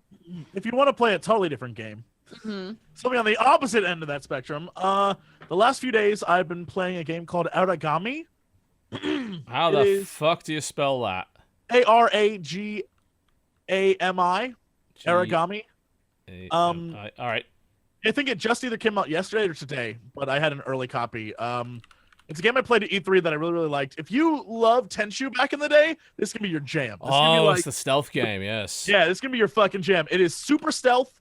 It is it's super indie also. So if you like the stealth aspects of, say, Dishonored, which is coming out very soon, imagine like a indie version of that. It is all about. What do you mean by India exactly? Because that seems like a synonym for shittier and no, less polished. Is that a better word? Sure. Like it's less polished than that. It still plays fine and is a lot of fun. Your whole point is to use the shadows to your advantage, and guards in this game, the bad guys, have the power of light. So they're actively trying to, like, their swords are light. They're trying to shine lights on you, and it will just fuck your ass up. So you need to use the shadows to sneak around between walls, to hover above them, to strike at them, all in the process of trying to escape this area and help this girl out. It's a ton of fun, but it's a slow-paced, very, like, you need to think about what you're going to do because you can't really fight the guards. You can assassinate them, but an active, like, confrontation, you're effed. Because once one sees you, he's going to shout, and then everyone's going to come for you. Unless you can get out of there and be like, into the shadows, you're really screwed. So it's all about being very stealthy and taking your time, and then unleashing awesome abilities like a shadow dragon comes up and pulls a dude into nothing, which is fucking awesome. I love games like this. I'm a huge fan of just, like, patient assassination of dudes. Sneak around, stealth games. Yeah. So I don't have the patience for them, to be honest. It's been my jam. Yeah, it's one of those things where it's very specific to, like, if you liked, like I said, Tenchu, or if you're into, like, let's say you're playing Deus Ex right now, but you're like, I like doing it without killing people. This is the kind of game that you would love. Except all of the abilities seem to be murder, from what I've seen from the trailer. Yeah. Well, I mean, Yeah. So maybe not. You don't like it doing it without killing people, because there seems to You be don't like quite a being lot of killing caught. people. You don't like being caught is, I think, a better. You like to get through the levels without being seen, but you can like take people out. It's that kind of game. You're Alright, an awesome okay. badass, but no one knows you're not some badass because that's how much of a badass you are. That kind of thing. I like the aesthetic of it. Yeah, Really nice I think looking. it's super fun to look at. But yeah, I think the biggest thing I could say is unpolished is probably a better word for it, because there are moments where you're just like, I feel like it either it looks a little jank at some parts, or like the way it's put, like when you're crawling around, you suddenly are like clipping through like a wall and that kind of shit. It's just, that's what I meant by like indie. All right, okay, yeah, I can deal with that. That makes sense. We don't have enough stealth games at the moment. Yeah, so I was thrilled that it came out. I'm a huge fan of those. Also, I wasn't paying attention. I was fighting with Krendor about whether or not Animal Crossing is a garbage game. I don't think Here's the Animal thing. Crossing is a game at all. yeah, I'm a TV. Glad we're all on the same page. It's a chore, is what it is. Right? They make you feel, but you like. Never mind. Yes. Never mind. There's no point in talking about Animal Crossing again. Nope. No. No, I feel like every couple of months we come back to Animal Crossing and say, like, we all hate it, so why do we keep bringing it up? Like, I got a used Animal Crossing on GameCube, and it was like, I guess it hasn't been played for like 7 years, 10 years. oh, you've got to turn it back on and see what happens. They were mad. Yeah, they Dystopia. get The so villages mad are when you mad. don't, when you're not around. Like, it's been 10 years, man. What's going on? Where'd you go? So the chat is like, it's a digital guilt trip. I'm like, yeah, kind of is. It's like, just think about all of those Nintendogs that you haven't paid attention to for years. Oh, they're Think dead. about them. Oh, they've died. My They're Tamagotchi is definitely super dead. dead. Yeah. They're all I gone. keep wondering if those are still in a shoebox somewhere in my old house. My The like Tamagotchis. my Digi-Doggy and stuff like that. Yeah. Oh, I, like, do you take have the them in. fake Tamagotchi? You didn't have the real one? My first one was a Digi-Dog. And yeah, it was like a weird little square pink one, and I loved it.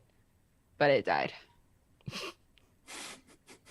Good story, everybody. Yeah. A game today. A game. Come with Who the good else? stuff. Who else has got something they've been playing? There's a throw it Um, in the ring there. I've also been playing Tuber Simulator. Oh, fuck off. Here's real talk. I played that game for exactly 6 minutes before I deleted it from my iPhone. Sorry, Felix. I just couldn't do it. I got as far as the first you can spend bucks to accelerate this and stopped playing. I got to the, hey, if you want to watch a commercial, we'll give you 25 more bucks. And I was like, and delete. I can't do I think the model is actually really fair. I'm sure it's fair. It's just Because like the only thing that you can Not for spend me. real money on is like customizing stuff. Well, no, everything- you can also build it, you can use it to accelerate the building of things. Like, No, yes, that can you? Wait. happens within the first few minutes of the tutorial. It's like, oh, you want this faster? Pay bucks. Yeah. That that's happens. Yeah, and I hate any game that's built around that is deliberately built to piss you the fuck off to the point where yeah, you just you want to pay can. money for it. I've never noticed that before. I have yet to spend a single dollar on this game. it's one of those things where you have to have a tolerance for this type of game, and it's just like you were saying. Sometimes there are games you just don't like. This be one of those. I was just like, Games I love with it timers because can fuck I can make off. my room look like a shithole. Oh yeah, I buy a thing for my room and then I put the phone away. And then when I come back, it's like, you got a new thing for your room, and I'm like, fuck yeah, I do. I just can't get in it. I'm sorry. It seems like everyone on Twitter's like, check out my awesome fucking space. I'm like, this is my job already. Everybody's rooms are too clean. It's like not real. And it upsets me. I made sure there are pizza boxes in my room. There's all kinds of shit. I put a gravestone in there because that's where my self-esteem went. Ego Raptor's room is just cats and cat shit. I know. It's pretty funny. Yeah, it's one of those things where it's just mobile games, man. God, I'm willing to pay a great deal more to have a game with no ads and shit than games that are just like every 5 minutes, yo, hey, if you want to spend money, you can make this go faster. It's like, what if I just it gives you an option to just use your views to play that pug game and make things go faster. Like that's the way that it like is reminding you of, is like, if you want to play this little pug game with your views, you can. So that's why I've never noticed that you can do it with money, because you can just play the pug game. Yeah, I can't. I'm trying to think I can't do it. of a game that has those timers in it that are directly related to gameplay. Because people point out, oh, Clash Royale, you can accelerate opening chests. Yeah, but the game never stops you playing at any point to do that.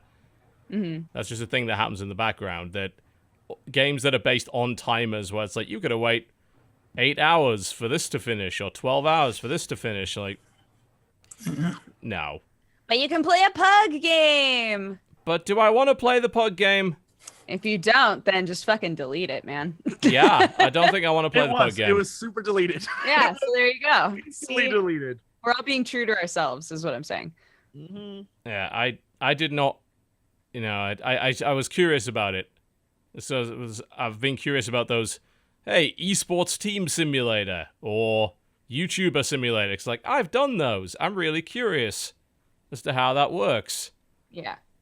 Here's the thing, you don't want to do those. When I played esports simulator, I realized the things that were happening are things that would not I was like, why was I banned from this game when I did everything? Like, I didn't do anything. It's like, you got angry. No, I wasn't. Like, it's the randomization and like the algorithms and shit. You're like, this is not a real life thing that happens in game. And like, if you're in that world, you're just like, no. Here's what I want to know about Tuber Simulator. Like, is it an actual game? Like, do you make any real decisions that have actual impact? Can you play it better or worse? You can name your videos. Shit. All right, well. Great. So it's a clicker. It's a fucking clicker. It requires no actual skill to play. No decisions matter whatsoever. Absolutely not. Then it's not a game. It's a room customization. A waste of time. Game, and I'm into that. That's all I want. I play The Sims. Surely that's better at that. Can you play the full-on Sims on your phone? No. There's some mobile version of it. John, you're letting me down right now. You're suggesting things that cannot happen on my phone. I don't leave the house, so why would I need to play shit on my phone? I have access to real computers. Why leave the house and then only play things? Like, you leave, like, what's the point? If I'm going to leave the house, I'm going to do something that's not playing a shitty game on my phone, right? What's the point? Why even do that? That's what I'm saying. I buy a fucking thing for my room, and then I put it down, because that's how long it takes to take a shit, guys. And then I move on with my life. That's not a game, though. That's fine. It's a taste. waste I of guess time. It comes down to tastes.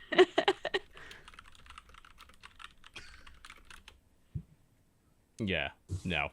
He's apparently signed a multi-game deal with one of the developers of Goat Simulator, which makes perfectly logical sense, considering as long as it's him with the same framework as the goat, in literally just Goat Simulator, I'd play that. Where his tongue just like latches onto things. I want that game. Feud Simulator. Feud Simulator? No. And he just walks around. It's the exact same game. Exact same game. No difference. He jiggles everywhere. He walks on 4 legs. It'd be amazing. That's what I want. That's horrific. That's his real life. I'd play the shit out of that game. Oh dear. No, I was hoping he would develop a mobile game that isn't shit, because I feel like those that have a perspective of a gamer could probably develop a mobile game that's actually a game, but apparently not. It's like, we complain about mobile games being terrible all the time, and then when someone sort of from the group of people that we work with goes to make one, they make the same shitty game.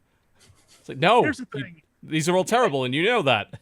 We may be on here like it's shit, but I feel like the Dodger clan is right in the fact this thing like has more people using it now than any other mobile game. So, you know, well, I mean, it doesn't. The first game that he made was a platformer. Like that was an actual game. Platformer. Yeah, the Legend of the Brofist or whatever was an actual game. Mm-hmm. It's a terrible name for one, but it is a game. This just seems like a time waster. TB. Yes, quite. That's Oh dear. Has anyone played a real video game this week? Other than that? No real video games. I mean, a lot of Warcraft, but I'm a fucking dork, so don't judge Played the me. new Forza. I've heard that doesn't run very well. What? How does that? I played it on the Xbox. Oh, that probably gets around that. Yeah. So you need Windows 10 to play it otherwise. You So do. that's- Yeah. I can't. I never really got into Forza as a series. Like, what's the attraction of that? Well, Forza, like the real Forzas, I think are like they're kind of like a racing sim. Not super realistic. Like Gran Turismo, I think, is supposed to be the most realistic. But this new Forza is kind of like an arcade. It's like meets halfway between arcade and sim racing. And you're like driving off road, and you'll like have a race in an airport, and all this crazy shit. It's really fun. Yeah, I never quite got into those. I like the idea of... I like games where you're able to drive real cars and then just wreck them completely. Yeah, you can do that. You can do that? Well, let's just say it's like a sub-series. It's called Forza Horizon. So, I mean, these ones are like kind of crazy, over the top. Oh, I might be into that then. Yeah. But that's still like, it's not like Burnout. It's not super arcadey. There's still some kind of weight and realism to it. Right. Okay. Maybe I'd enjoy that a little bit more. I'm going to be honest, I just want a new Blur game. I want Forza Blur. I want to play with real cars, but I want weapons, basically.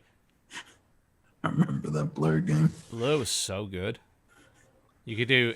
We played it at LANs because it had a 20-player multiplayer, which was an utter clusterfuck. And you could play it on LAN mode. It was so good. Oh, it was just brilliant. That game was like Wipeout with wheels. That's what that is. I missed that game. That game deserved to do way better than it did. It's an excellent game. I remember I hated it for some reason. For whatever reason, I just hated that game when it came out. Evidently, a lot of people did because it didn't do very well. I haven't played it since then, though. Nah, I don't think there's a community to play it anymore. I'd just love to see a new version of it. Didn't that killed that developer, didn't it? That was that last game. Who made that? Oh god, it was, what the hell is the name of them? Because it was the guys that made Metropolis, Street Racer, and Project Gotham, wasn't it? Oh, okay. And I think that was the game that killed them. Bizarre Creations. Yeah, there it is. Yeah, Bizarre Creations. They made Project Gotham. They made Geometry Wars. Oh, That actually was not their last game. Their last game was James Bond 007 Bloodstone. That was probably what killed them, but... Yeah, they shut down in 2010. No, I have not heard of that either. That's a shame. That game was good. Oh, well, never mind. I also got anything else? Geometry Wars. Sorry? I like Geometry Wars. I remember that. I'm just really bad at it. Yeah, that was terrible. Yeah, I think it's a really, really solid game. Wasn't the first one hidden inside Project Gotham? It didn't used to be a minigame? Really? I think so. I remember it was one of the first games on, like, the Xbox Arcade. Like, the downloadable indie games. Yeah. It was one of those. Yeah, so it was a mini game for Project Gotham 2, and then they released Geometry Wars Retro Evolve, which is like the upgraded version of that, and turned it into its own game. Okay. After they realized that more people were playing Geometry Wars in Project Gotham than the actual racing, well, they had something to do with it. Oh man! Rest in peace, Bizarre Creations. You were great for a while. Just got done reading all of Notch's LSD. Yes, I also too was drawn to that. If you saw my face go from to Notch's current Twitter meltdown is quite Notch the is behold. losing his mind at the moment. At the moment. At this very moment, yes. Holy crap! Is it wonderful? Hey. Do you want some food? Who? Yeah. I like some food. Yeah. I love some I'm food. starving. Do we get food? I don't believe we get food. We have some food. Can we? She wants to hide. She's doing a reasonably good job. You're fairly well zoomed in. You should be fine. She's gonna be stuck there. She can't leave. Can't leave now. This is my antenna. She's the one that's used to being on camera. I don't know what she's terrified of. You're the one that hides from the public all the time. She's never gonna get out of here, is she? No, but about this food thing though. Yeah. How's that gonna work? You gotta. There we go. You could have sort of crawled under the camera, I guess, but that works. It's all good. The only other game that I've really played this week, other than Clash Royale, and nobody wants to hear more about my Clash Royale habit, is I played a bunch more Halcyon 6, Starbase Commander, and enjoyed the shit out of that. Played a bunch of it this morning. I keep mentioning this game, but like, well, why don't you make a video on it? I was like, I'm just kind of enjoying playing it. Yeah. It's just... Sometimes it's nice to just have a game be yours. Yeah, for a while, until you hand it over to the internet.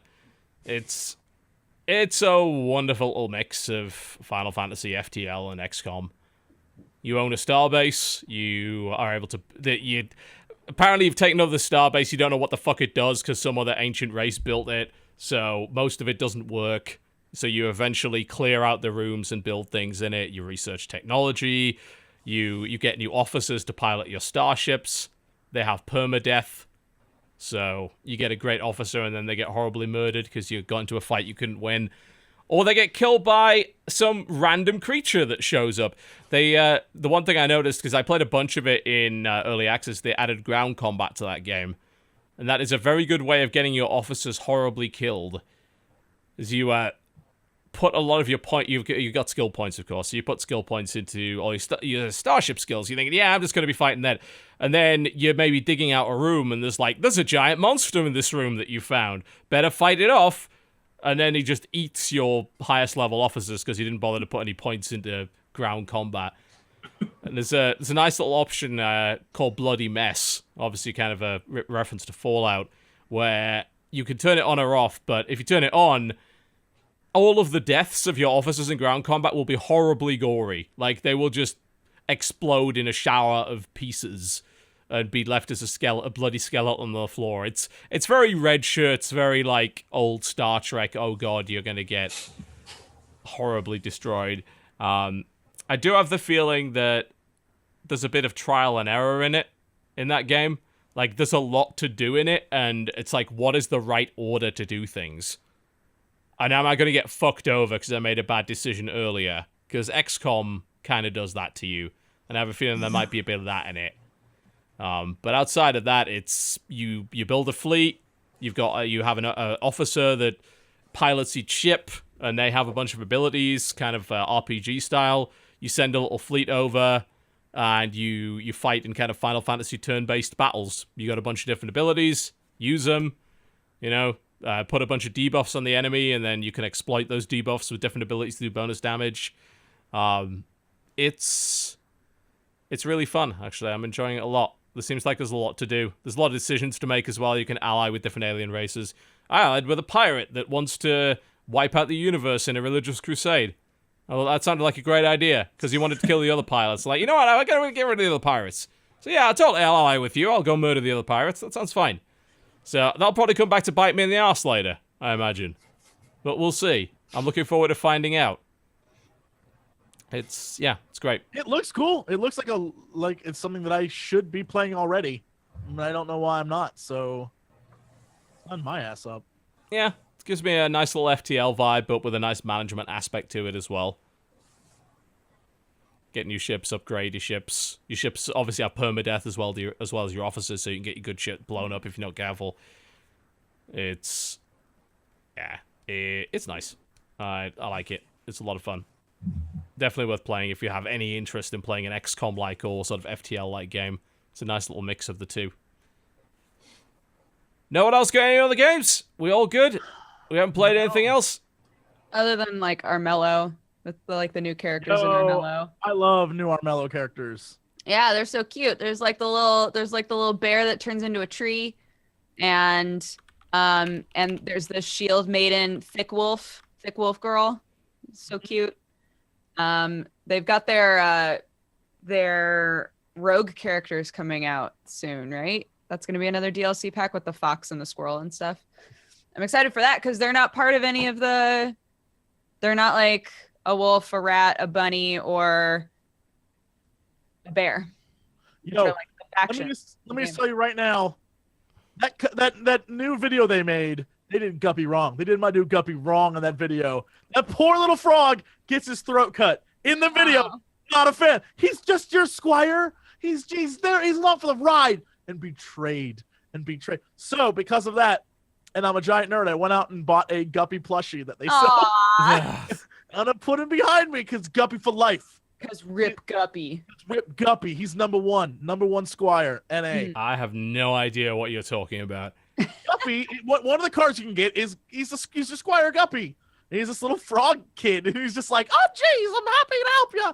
And they made a new like intro video that's really cool. But in that video, because the new like lore, I guess it's a lot of betrayal and a lot of backstabbing, and so one of them is one of the bad guys kills your Squire Guppy in the video for like the intro of the game, and you're like, motherfucker. Do they show who it is? It wasn't the fox girl, right? They do show who it is. And yeah, you're just like, no, bro, you did not kill Guppy. So I just for some reason love Guppy because he looks like Slippy from Star Fox, but even derpier. And I love him so much. I'm just like, oh, he's so dumb. So Now he's dead. now He's he's dead. dead. Guppy. He's Rest in murdered. peace. Sorry, Guppy. No reason to play that game anymore. I do want to play a little bit more Armello. That's a fun little The game is digital so board game. fun. I hadn't thought of it in forever, and then Octopimp and I were like, let's stream together. And he loves that Oh game. yes, So the we're incident of playing it. let's stream together. And then he said, let's play Space Foodtruck. And I'm like, yeah, I'll come and play Space Foodtruck with you. We fucked up horribly in that it game. went south almost immediately. It was very strange. I was surprised that you guys didn't suggest that Krendor take Scientist, though, because I think Scientist is the most, like, straightforward job out of all of them. Maybe making him engineer was a bad call. I don't know. Really? But Really? we had a run of very bad luck in that game. We did. Where we were trying to get this one ingredient to finish the first recipe so we could move on, and we just couldn't. We had it, but it was in the wrong place. Like, or something would happen which would prevent us from getting it. It's like, oh, I'm going to bring you the ingredient so you can finish the thing to cook it up. Oh, the door broke. You can't move now. Or Yeah. I just don't have the right card. We just... And then we got 2 cards in a row that did 5 damage straight up and blew up the fucking ship. It's like, yep, we really fucked that up badly. That was awful. Yeah, it went super bad. Indeed. Well, if we're out of games, let's take a break. When we come back, I guess we'll talk a little bit about TwitchCon, and then we could also talk about the Mafia 3 situation, and then we'll look at the releases, which includes a game with a mountable walrus, which I'm very happy. I'm gonna go. We'll show you the walrus later. You're watching the Co-Optional Podcast. Don't go anywhere. We'll be right back. Ladies and gentlemen, welcome back to the Co-Optional Podcast for the final hour or so of the show. Not much on the news this week, but of course TwitchCon happened, so at least 2 of you went to that. Dunkey, you didn't go, I don't believe, did you? No, neither did I. I hate that place. I'll be honest. It's... San Diego or Twitch? No, I like San Diego. Well, I actually considered moving there at one point until I realized it's fucking expensive. Holy shit, but... Everywhere in California is fucking expensive. Yeah. The impression that I got of, like, TwitchCon is that it's very much like VidCon in the sense that it's for fan meetings, and that's kind of the point of going, and there's no other reason to go. Whereas something like PAX, you can go do the fan meeting, go do the panel, but then you can spend, like, 3 days playing really cool shit and actually, like, get something else out of it. I never felt that TwitchCon was anything more than that. I'm glad that I didn't go last year because I think that it was more so like VidCon. This year, there's so much focus on Twitch integration games. There actually were quite a few games trying to showcase that Cool. and the possibilities that are there. So there wasn't a shitload to do on the floor because again, it's 15,000 people as opposed to 100 or 200,000. But it was like a nice size if you wanted to have a relaxing convention, I would say. Jesse was there for a day. I was there for Friday, Saturday, and Sunday. And it took me, an hour to walk the full floor and be like, cool, I have a pretty good idea of what's here, you know. It reminded me of a slightly larger CoxCon, in the sense that it was like people came to watch panels and watch you, and that's the whole point of the show. I watched more panels at TwitchCon than I've watched at any convention in the last couple of years, I would say. Yeah, and I feel like I could do that from home, and did. You know, I watched the panels I wanted to from home. It didn't seem like being there was going to be much benefit. Right. Jesse obviously disagrees with me, so... No. I'm with you on that. I'm trying to think of, like, the best way to sum up my thoughts. I think you're comparing it to VidCon is absolutely right. I went to a few panels and was on one, and I think the takeaway I had from all this was that all the panels, I don't know if you had this experience, Dodger, but every panel I went to, the room was half full. Everyone. Didn't matter who was the panel on stage, they were all half full. And the panel that I was on was myself and literally some of what I consider to be the much bigger than me Twitch streamers, right? And that was still a half full room. And I had the realization that there's so many people at this thing, but like the fandom isn't there. Like, it's not about fan. And I was like, oh, well, that's because everyone here is under the belief that they are the celebrity. And so I guess celebrity's a bad word, but everyone was, I'm the streamer. I'm the person who has my fans here, and I'm going to go meet my fans. So it was like a giant group of content creators and not actual meeting the people who watch you. There was very little of that. There were people I watch you, but also I stream on Twitch too.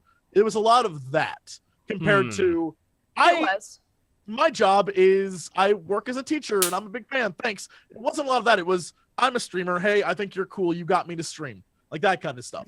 So it was more about connections between streamers and everyone sort of meeting each other than it was about going to see the games or the panels or it was more industry than it was celebration, if that makes sense. Which is weird because it's, kind of marketed as a public convention for, fans to meet the streamers and such. It absolutely is. But I think that it's saying that this is going to sound kind of douchey, I think, just as a forewarning. Yeah, I actively had to I can't wait. It's going to be great.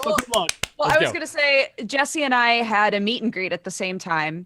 They set up the meet and greet in a way that I've never seen before, where they just had a shitload of us all up there, and then each person had their own line. So basically people had to choose, who do I want to meet for sure? And then maybe I can jump into another line to meet, another person or whatever. Right. To be fair, considering the line problems we had at CoxCon, that's maybe not such a bad idea. So I was really surprised, and this is where the potentially douchey sounding thing comes up, but the three of us have done so many meet and greets together, right? Yes. And if we take our time, it takes a couple hours. Yes. And that's with capped lines. With uncapped lines, we've done the CoxCon stuff, it's 6+ hours, potentially, and that's can get pretty crazy. All of us got through our meet and greets within the hour. Ah. Yeah. I finished. And I was you and I were the last two people there with 3 people still at the very end. It was just us. And yeah, it's, I had the exact same doesn't, you saw people and it was awesome, but it wasn't the usual insanity. And after talking to everyone, I was like, oh, that's because most people here are themselves the streamers. They're not here to I want to get a photo with you. They're here to can we do videos together? Can we do? It was that kind of vibe. Yeah, it's a business meeting. But it was kind of good for that though too. I met a few people where I was like, you are super cool, and I'm glad that I met you, and I would totally be down to stream with you or watch your streams, things like that. It was really good for meeting people who do lots of different things. They had a little area that really focused on creative streamers like Miori, who had the picture of you up in the artist area. Why was there a picture of me in the Twitch art gallery? What the hell happened there? All of us. Yeah, she's painted. Oh, she did all of you. Thank God I'm not the only one. I decided this. This is okay. She's very talented, by the way. Very good. Don't get me wrong. Made me look a hell of a lot more attractive than I really am. I'll give credit for that. It was a phenomenal photo. I was bummed because what they kept saying that they were going to do is they kept encouraging people to download the TwitchCon app. And then the idea was that you could use that app to scan QR codes that you could find at different booths. And then at the end of the day, you could go into the app and be like, where all did I go? Oh, that's right. Yeah. And you could see all of the different places that you thought were cool enough that you wanted to scan it and then be reminded of it later. And as opposed to like grabbing a business card and losing it. Right. I don't know anybody who got that app to work. Oh. I was really sad about it because specifically in the artist area, I was like, I want to remember all of these artists. Could not get that app to work at all. It really, really bummed me out. But I thought that it was cool for like showcasing, you know, companies that are trying to help streamers do cool things, gaming companies that are trying to come up with Twitch integration since there's such a huge focus on that right now, and just people meeting each other.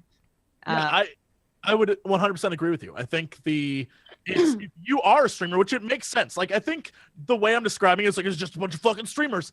It belays the fact it's people who are either streamers or want to be streamers. Yeah. If you are a streamer and you want to get better at streaming, this would be a place to go because you're going to meet people and you're going to see panels that can help you do that.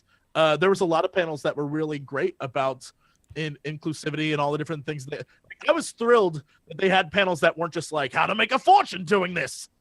There weren't nearly enough, but I like that it's exactly what it should have been. It's just going in, the vibe I was expecting was totally different than what it actually was. Okay. I wound up feeling a lot more like when I used to go to theater conventions for like backstage work and stuff like that, where it's just here's tools. You know, like you are an industry professional of some type, and here's a bunch of tools for you. Mm-hmm. It felt much more like that than conventions that we're used to going to, where like they say, here's a bunch of games to play. Yeah. Well, most conventions I go to are full of tools, honestly. Yeah, but it's but like answering that seriously, it's never the focus. Like those sorts of things are there, but they're the booths that are fucking shoved in the back that no one looks at. Whereas in this situation, they were more the forefront. And it also goes to show even though it felt like VidCon and what was there, like booth wise, persons there it was a lot more tolerable. Not as young of people.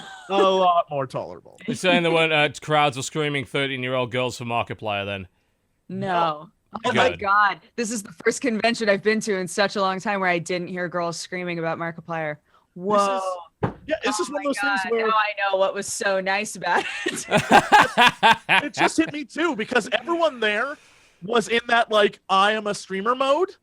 They all were like businessy. Like everyone was there to talk and not seem like a complete psychopath. That actually sounds utterly intolerable, but never mind.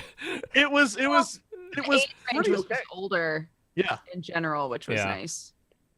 I met a couple of really adorable girls who thought my Kappa card was so cute, and they were great. They were like 7 and 8 years old, maybe 8 and 9 years old, like little tiny girls, and they were like, hi, and I was like, you want a Kappa card? And they were like, yes, kitties. They were so happy. But like other than them, for the most part, everybody I met was like in their 20s or more.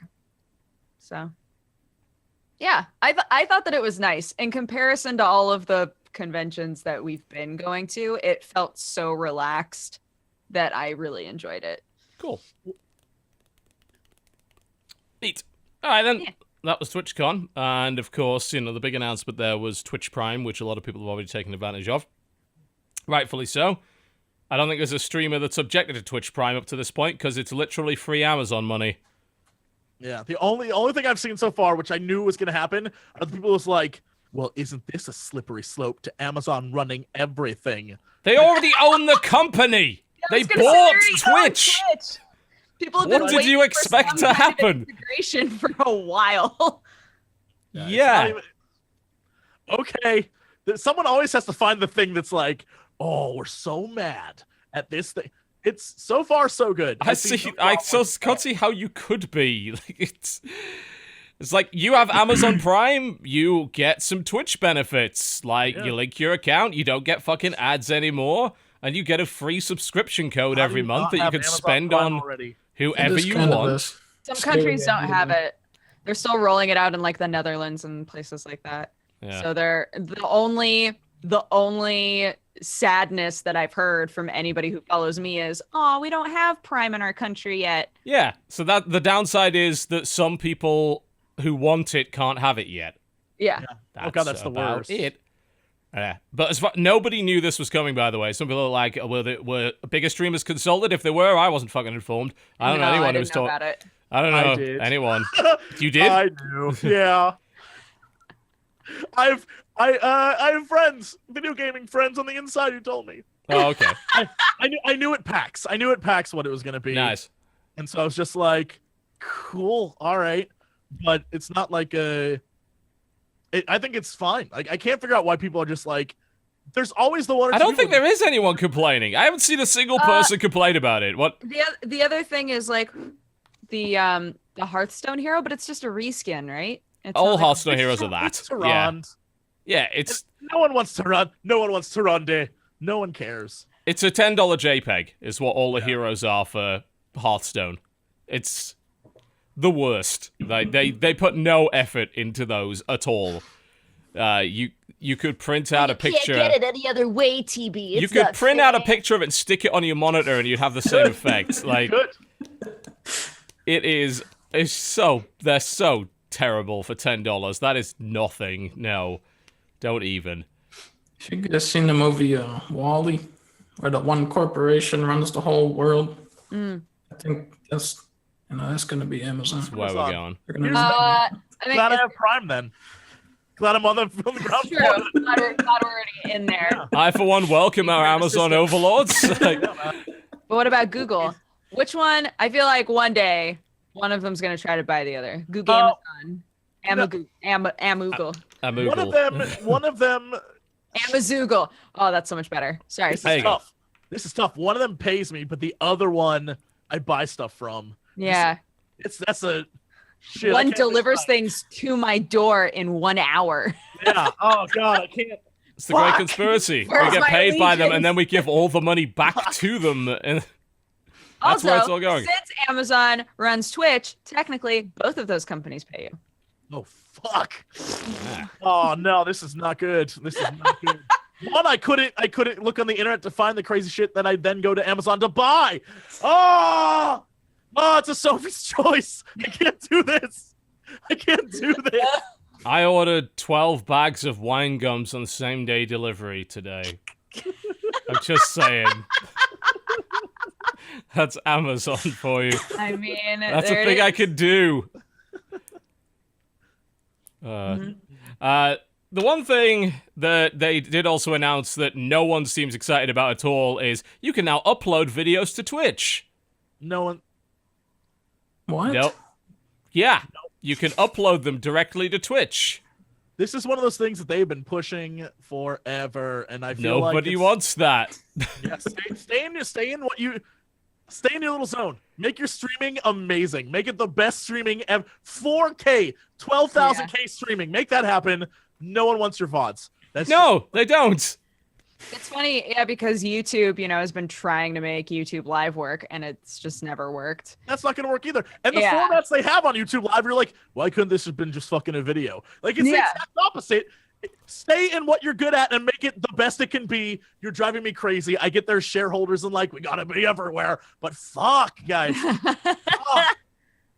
Oh, I get VODs for streams. You miss a stream, you can watch it. Cool. Uploading an actual video that I recorded previously to Twitch, that's stupid as shit. no. Why would I ever do that? There's no discoverability for it. No one's gonna fucking find it. As much as people claim, YouTube's gonna die because of all this shit that's been going on the last few weeks. No, it won't. Nobody cares. No, they don't. They really don't. YouTube has untold billions of people watching it. Literally. Nobody cares about these changes. The only reason anyone even knows about any of them is because a few popular people yelled about it. And they were like, this is outrageous. Incorrectly yelled about it. Yes, Caused they did. drama for no fucking reason. Yelled about it. Yeah. Yeah, it's wonderful ever watching a YouTube change and saying, right, which is going to be the first big YouTuber that jumps the gun on this. I have a little betting pool to see who it's going to fucking be. And it's usually like a group of 5 different people. It's like, it's got to be one of them. It's going to be one of those. The best part They're going to have a thumbnail with their sad face on it or their angry face on it. They're going to have one of those things. And it's going to have a question mark. YouTube dying? End of YouTube? Yeah.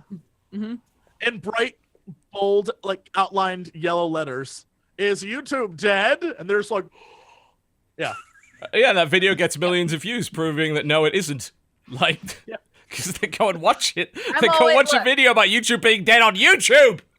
I'm always down for YouTube to have some kind of competition. Sure, even if absolutely. You know, because they've always been fucking terrible about everything. So. Oh yeah, they can't. They're shit. Like they can't. They're incapable of talking to people, and when they do try and talk to people, they speak like they're not human beings. They speak like they're robots. Like they most likely are. Do any of you have like a contact at YouTube to talk to? Yes. No. Oh yeah, and it's just as bad. I've got several. Just as bad. But I got those through blind luck. Like that. That's not something that regular YouTubers get access to through like an organized system, which you would think that that's how it would work. No, it was through blind luck and random contacts that I ended up with contacts at YouTube. So it's like it's not ideal at all. You know, YouTube are terrible at communication, and they spring changes on people without consulting anybody, which is not ideal, but ultimately, do any of the changes ever kill the platform? No, they don't. Are any of them anywhere near as bad as people think they're going to be? No. But it's YouTube's fault for communicating them in such a vague fucking way. It's like when you got... and bullshit. Yeah, when you got the ad-friendly thing, that's literally been happening for years. It's just they decided not to tell people that their videos were being demonetized. They just fucking did it randomly with no explanation. Now you have an explanation when people are throwing their toys out of the pram over that. But then they give a list of things that are non-ad friendly, and one of those things is controversial. Controversial? What the fuck does that mean?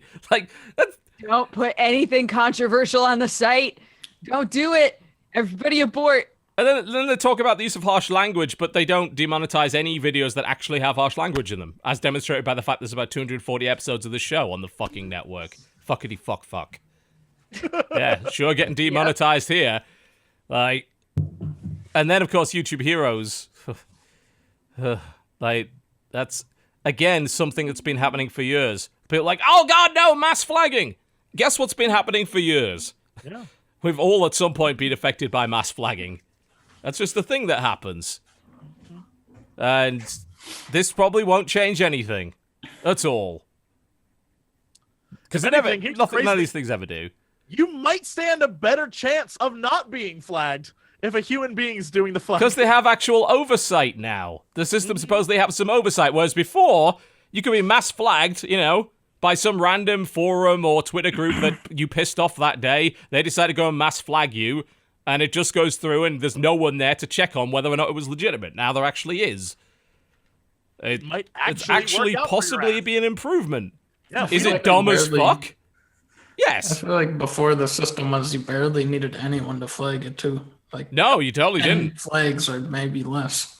I remember when one of my wife's videos got taken down for bullying of me by my wife, who made a joke at my expense, and apparently that constituted harassment and bullying. It's bullying. Yeah, that was just mass flagged, just because a group of people felt like they wanted to do that. It's nonsense, but it won't make a difference. None of it ever does. People are not going to move their VODs off YouTube because that's the place that people find them. It's the same reason people don't stream anywhere other than Twitch unless they're shit and get banned from Twitch.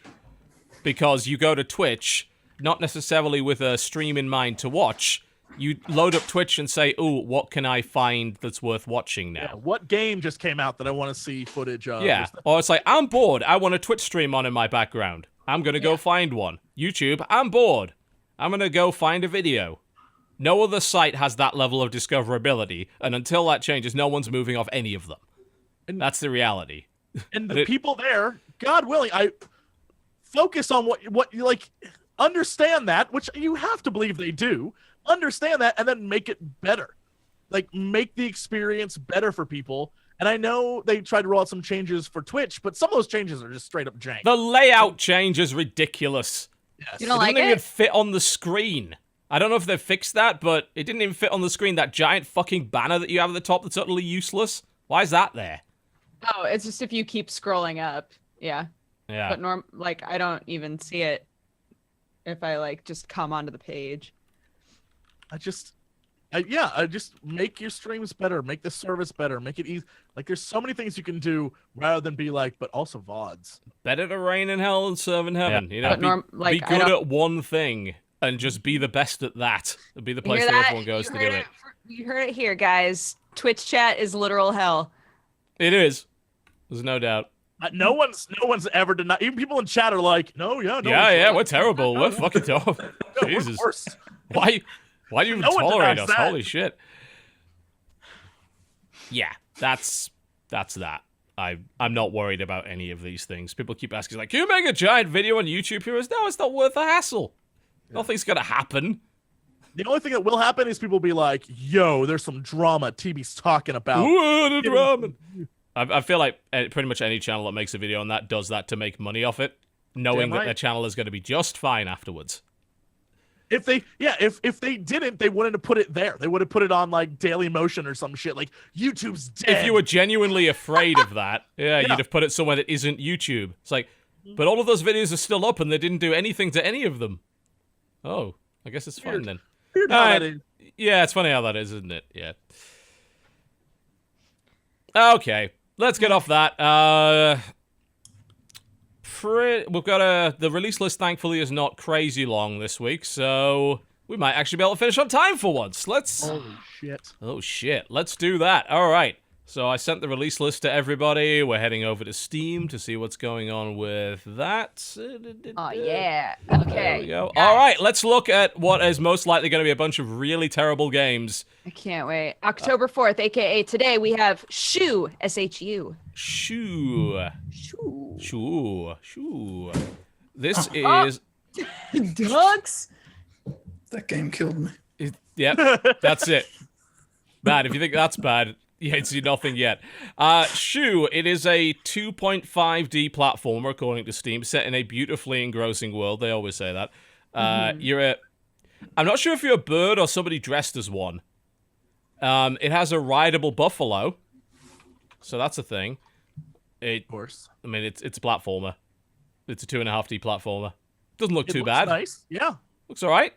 Sure. Cool. The next game is called Viking Squad. Now this has a rideable walrus. Now, this is my shit right here. Never mind, go for it. I played this at PAX and it was pretty fun. It's a sort of Castle Crashers, Streets of Rage, Golden Axe-like thing. You are different Vikings with different weapons. There are a bunch of mounts. That's a fucking ostrich, holy shit. And you beat things up as Vikings, and there is a rideable walrus that has actual attacks. Perfect.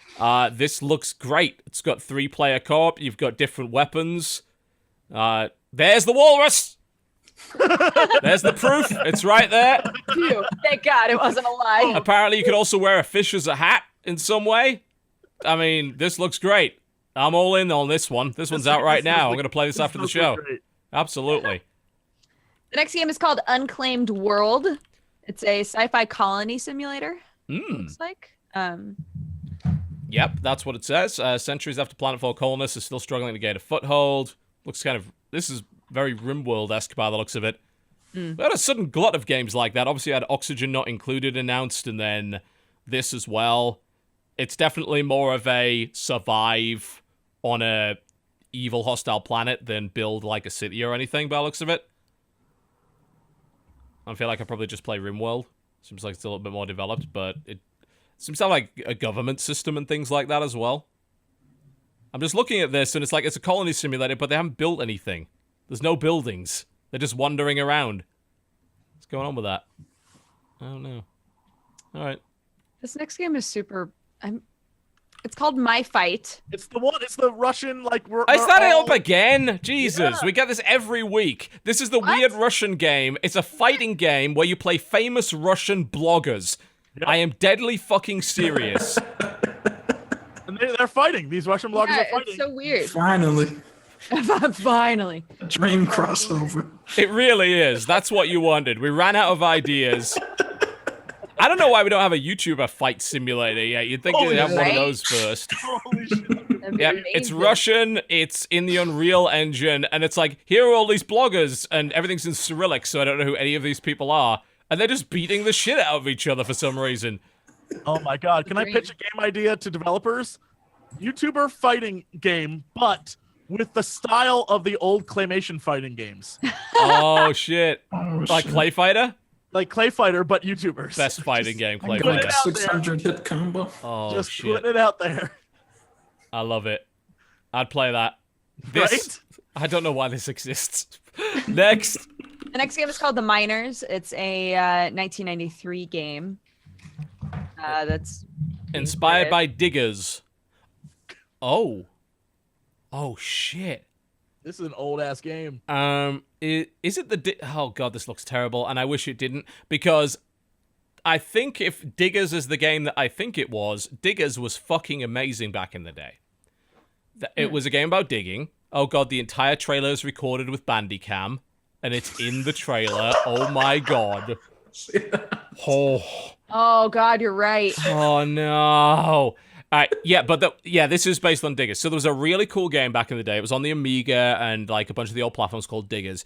You picked one of 4 races, and what you did was you had to mine a certain amount of stuff. It was all done in real time, and you had to dig shit, and you could set up like mining carts to drag things back to your base, and you'd find monsters that you had to avoid, and you would fight the other diggers who were also trying to mine stuff, and you could accidentally flood and drown your entire team if you dug incorrectly, like you say you dug underneath like a lake or whatever. You could flood the tunnels, and I used to do that to the enemy. That was my favorite fucking tactic. I dig a tunnel above them and then just divert the water flow into their tunnels and drown them all. It was brilliant. This has managed to look worse than a 1993 game, though. It looks awful. Oh, God. That's so sad, because that sounds really fun. It is. Diggers was an amazing game. This looks like an awful version of it, though. That's really sad. I'd love to see a proper update of Diggers. Oh, well, never mind. Well, the next game is Aragami, which is the game that Jesse was talking about earlier. Indeed, yep. We've talked about that. Atlas Reactor. That's that like turn-based but multiplayer. Yeah. Game. It's designed... people keep describing it as a turn-based MOBA, like a kind of League of Legends-esque game, but everything's turn-based and plays like XCOM. I am really interested in playing it, although I'll be damned if I know how it plays. Right now, the video is like... Oh, okay. Yeah, so it's sort of... I think it's like simultaneous turns or something like that. Everything sort of acts at once. Everybody takes their turn at the same time, and then it all happens. So a bit like Frozen Synapse, then. So you're like trying to guess what your opponent's gonna do. Yeah. This looks like it might be right up my alley. You can This already could be play really it. fun. Yeah, it's out right now. They just released it. Yeah, it was in early access, I think, a while ago. You've played this, yeah? No, I just saw it. I just saw it, yeah. It looks fun. It does, actually. I'm interested to see how it plays out. Looks like it has some really nice, cool, stylized characters. I'm looking for some actual gameplay footage. All of this is sort of... I think Sam is literally playing it on stream right now. Yeah, I might play this later. Yeah, he said he wanted people to stream it with. Yeah. I'm interested in playing it. Looks pretty cool. Interesting. Yeah.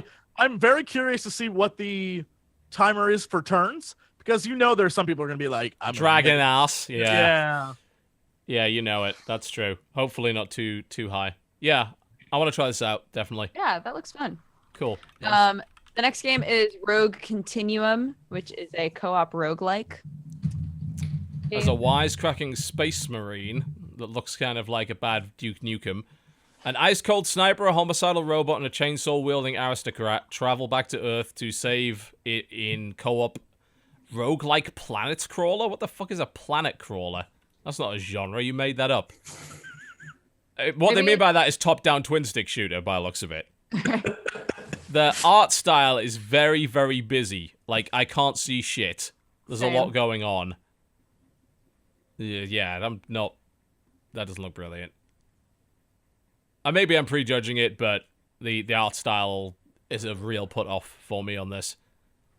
It's like if Chip's Challenge just really loved color and went crazy with it.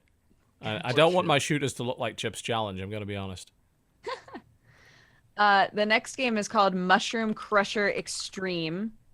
Really? It's an early access game where you're trying to fight off fungus, I guess, in like a cube.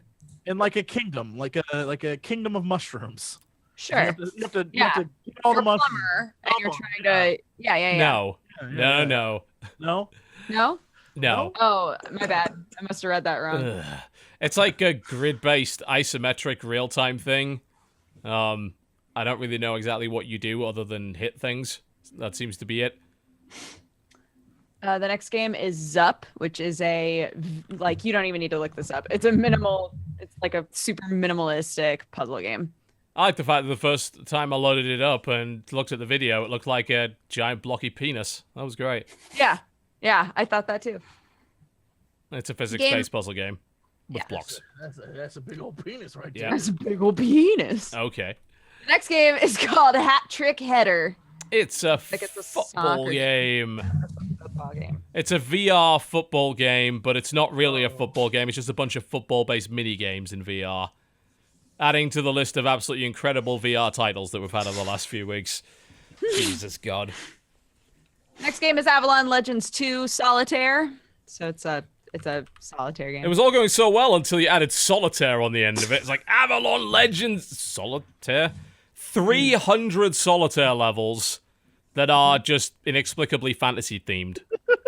We're the really lonely among us. Yep. 300 levels of solitaire. Fuck. I can't wait. Holy shit. It has some sort of kingdom-building aspect to it. Like, you can build your kingdom and collect resources by playing solitaire with people, I guess. It sounds like the best Facebook game. Mm-hmm. It sounds like it could have been like a great like puzzle quest kind of game, but Absolutely. I'm not convinced that it is. This next game is really just going to be quality. I don't want to give this game attention. If this is by the same company that keeps making these damn games, I'm still going to read the name. fine. Poo Shooter Toilet Invaders. Great. Okay, so the next game is called Spellforge. That is... Thanks, Steam! Jesus God. Look, they make sure They that allowed this to their happen. standards. They have a full team that goes through every game, makes sure that they are up to the standards of Steam, okay? Yes. Anyways. Spellforge. Yeah, let's move on to Spellforge. that as quickly as possible.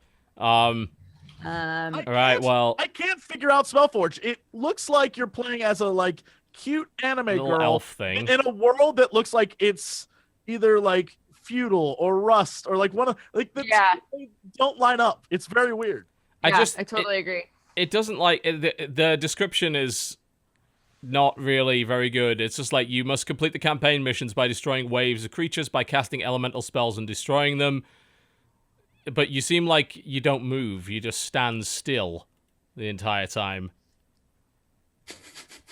Yeah, it literally just looks like you stand still and cast spells at like really slow moving creatures.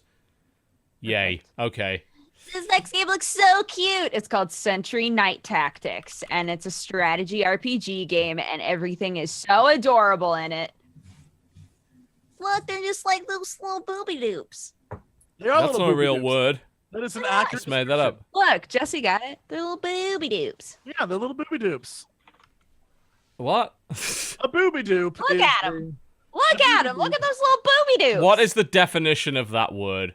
It means that like their existence is like a little their whole existence is a They're little bit booby dupes. I don't see what the little boopa doop. This isn't yeah, little helping. booby dupes. I Yeah. don't. Looks like the Anywho. place that reminds me of Battleheart, which was a mobile game that was pretty good. Yeah, so it's sort of a side-scrolling strategy RPG thingy. Yeah. The next game is called Spectre. Spectre. Full VR integration horror simulation game. It Nope. also says strategy. It also says there's strategy to this. How is the strategy to it? Wow, one of the trailers appears to be a face cam let's player of some sort. Yup. They used face cam let's play as a trailer. Game for you. Yep, that is. Great. Oh, it's PewDiePie. Of course it is. Next. Next is Lydia, Sweet Dreams. A reflex game which challenges players to survive and defeat waves of enemies in a vibrantly colorful world. Yep. The trailer has really nice art. I'm just trying to figure out what the actual game is. Oh, I think it's a runner. Side scroller? Runner? Yeah, it's a runner by the looks of it. Yeah, shame, because like it had some really nice art to that point, and I was like, oh, it's a runner. Okay, never mind.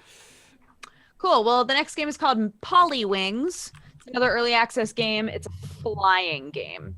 Indie flying game with short and challenge missions.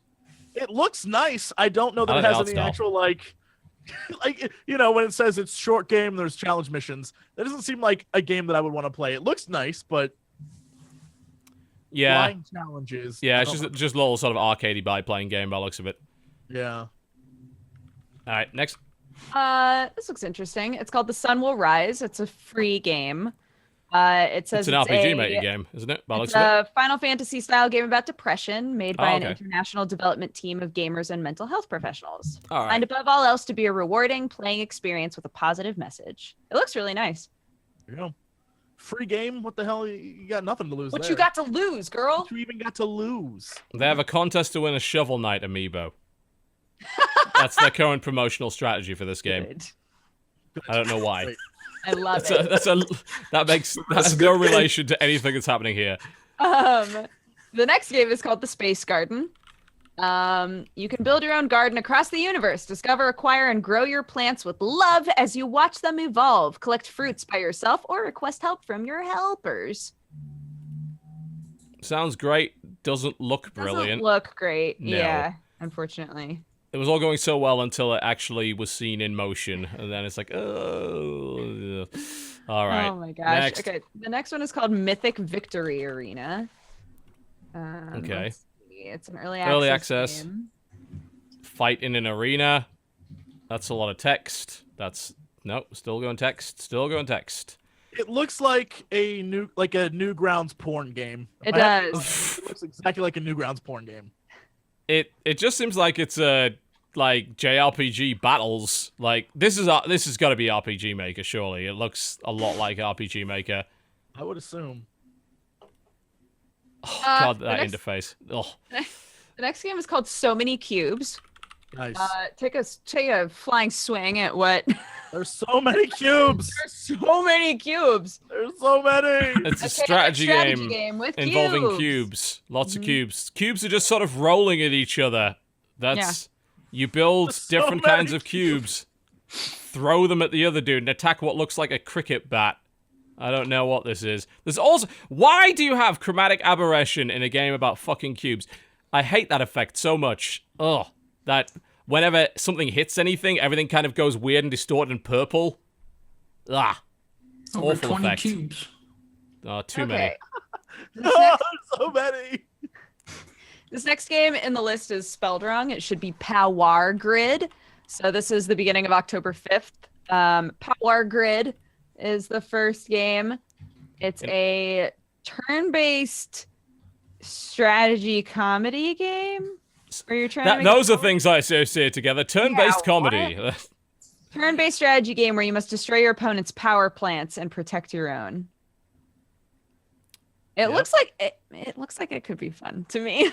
Yeah, it's very a simple. grid-based It's a very thing. simple-looking game, but I'm trying to figure out exactly how it works from the video, and I'm just like seeing, well, it looks like there's a lot of pipes, and then things explode, and that's that.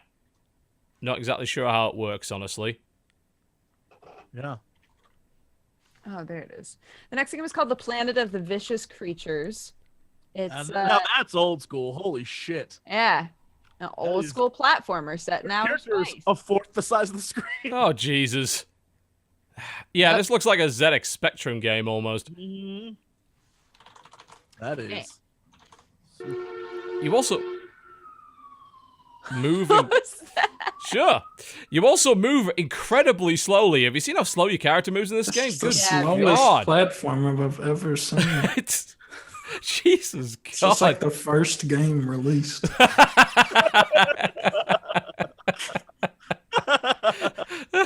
Jesus. How did? Yeah.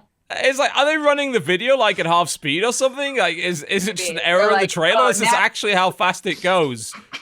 It looks like the first. Normally, the game is so fast paced that people got confused. So I wanted to make sure. Oh God. Own a piece of video gaming history right here.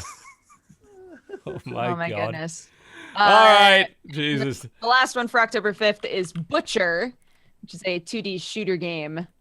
Ooh, it's not letter. appropriate for all ages. It is not. Ooh, It looks very Why? bloody. your character's fucking tiny. Yeah. Yeah. It does look The like a opposite bit of of what fun, we I have just to saw. admit. Yeah. A lot of guns, a lot of... Oh, it's got a flamethrower in it. That always makes it good. Looks a bit like Broforce without the sense of humor. Yeah, totally. With a bit of Meat Boy thrown in there for good measure, because those fucking grinders are straight out of Meat Boy. All right. Cool. So on October 6th, we have Super Happy Sing, a 3D maze puzzle game, it says. I have to admit, the logo looks extremely racist. It looks like a piece of racist clip art. Like, Jesus. It is a 3D maze game where you inexplicably have the ability to backflip. I mean, I assume you're playing, like a Sikh character or something like that. I don't know what that's got to do with the game itself, but You have to flip over monkeys. Monkeys that are 3 times his size. yeah, you just Only monkeys. I you don't see front anything else. I'm sorry, that logo is terrible. Oh my God. The art style doesn't look too bad in the game, but that logo, oh, no, absolutely not. This next one is called Bridge to Nowhere. And it says that it is a brief, immersive, exciting experience to demo VR to a first-time user. Literally, it's step just onto a bridge that's high in the sky. Do you have what it takes to jump off? That's the conceit of That's this it. game. It is free. I'll give them that. It's free, yeah. That's Really? literally all it is. Just a little VR experience. At least they're not charging for it. Hey. What are you, pussy? Jump off! Like what a ridiculous premise for a game. Jump off this cliff? For VR, it makes sense, though. Like, Kinda. it does. No, it does. It totally does. Because so much of VR right now is like, oh, it feels real, but it's not real, right? The next game looks a little more interesting. Blockpocalypse. A shared screen multiplayer party platformer about surviving with shit. your friends or outliving them. It looks good. It looks It pretty neat. reminds me of what's that hero game where everyone is like a trope of a like That's Broforce, right? Broforce? Yeah, it reminds me of that. This also reminds you of Broforce, so we got a lot of that. This next one is called Duke Grabowski, Mighty Swashbuckler. Okay. I'm It's into a that. classic point-and-click adventure created Oh, with maybe love by LucasArts. Oh, it actually has an indie team with supposedly LucasArts alumni in it. Yeah. But we've been burned on LucasArts point-and-click promises before. This actually Yeah. does not look bad at all, though. No, I'm it looks looking pretty at cool. This came out of nowhere. I didn't hear a damn thing From about everything this that one. I've seen so far, it's basically like the perfect game for me. You're a big dumb idiot who goes around trying to hit on women and stop pirates. That's literally the premise, and I'm like, all right, cool. Nice art style. It really does, actually. Yeah, aesthetically, he's wrestling a monkey, I think, at this point. Mm-hmm. And the trailer's just nothing but Duke Grabowski, mighty zombie tosser, mighty animal tamer, etc., etc. Okay, I can get on board with that. Yeah. The next game, apparently Solitaire is really big right now. Evidently. The next game is called Best in Show Solitaire, where you I can bet it's be horse any themed, isn't number it? of different purebred dogs. Oh, it's dogs. and Okay, complete Solitaire, are those horses? All right, you know? it's dog solitaire. There are dogs That's everywhere. That's literally all it is. There are even dogs on the cards. Each breed has unique abilities and stats. It has 300 levels. Apparently, all solitaire games must have at least 300 levels. That's the sweet spot. It is. Any less than that, and it's not worth it. Not worth playing. Why is it Dog Solitaire? Like, I don't know. You fill up the bone meter in the top. You do. You fill up the bone meter. It's just, what do you do with the bone meter? I love it. Please tell me. You got, yeah. I'm gonna use that next time I go to club. Hey, you want to fill up my bone meter? Oh no. Nah. The next I'll game not is do called... that. I'm married. I'll get killed. Next. Next game is called Inklings. Inkling. It's a puzzler game where you control like little ink blots, lemming style, but each of the levels is like a different painting, it looks like. Okay. And you basically destroy the paintings in order to get them to move through it, which is pretty... I kind of enjoyed the way this looks. Yeah. That's it. I mean, look, It's I'm not down what I for think of when I think of lemmings, I'm going to be honest. But they're inklings, not lemmings. I'd say it was lemming style. I was like, I guess. That doesn't look like lemmings to me, but all right. Okay. The next one is another one that is spelled wrong in the list. Okay. It's Shenzhen, Shendzhen. Shenzhen. It's another building circuits game. Fuck. Oh, this is awesome. So into this. You're into building circuit games? Yes. This is great. Really? What? How big is that genre for you to be into it? How many games that do this? Building circuits game. Yeah, just like, look, electronics in general are awesome. So I think it's cool that with 2 weeks in a row we've had a different like figure out circuitry games. I think that that's awesome. The description is build circuits, ride code, read the fucking manual. Yes, it's a building circuits. Yeah, game. building circuits. Look, I know what I'm about, okay? I don't mean to mock your passion, but building circuits, but not real ones. Yeah. Yes. I'm going to buy you a starter electronics kit for Christmas. I'm going to send you one of those build 50 different devices on this board little things. You'll love it. It'll be great. Yeah. Next year I'll get you a chemistry set. Do it. My dad tried to, because my grandpa has just like huge boxes filled with resistors that he never used. And my dad was like, you want these? I was like, what the fuck am I getting? You want a box of resistors? A box literally filled with resistors. I was like, was it filled to capacity? Ha! The next game is called Industry Manager Future Technologies. It's an economy simulator. Now, that is actually what I'm into. No, it's probably going to be terrible. They all are. Not me. Nope. I love games about creating business empires and making money. Those are great fun. But most of them are awful. I'm looking at this, and this doesn't look too bad, though. It's got futuristic planes in it. Yeah, this is all like set in the future. That's neat. Huh. Oh, I'd try that. Hope it doesn't suck. That'd be nice. It's always nice when a game doesn't suck, isn't it? I agree, yeah.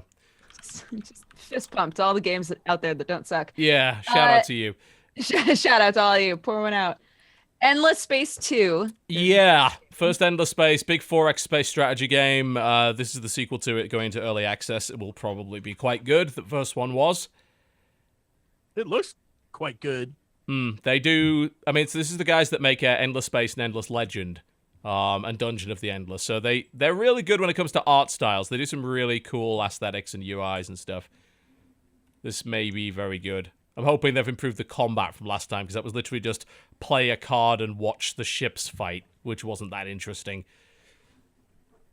The next game I think we saw last week, it's called Syndrome.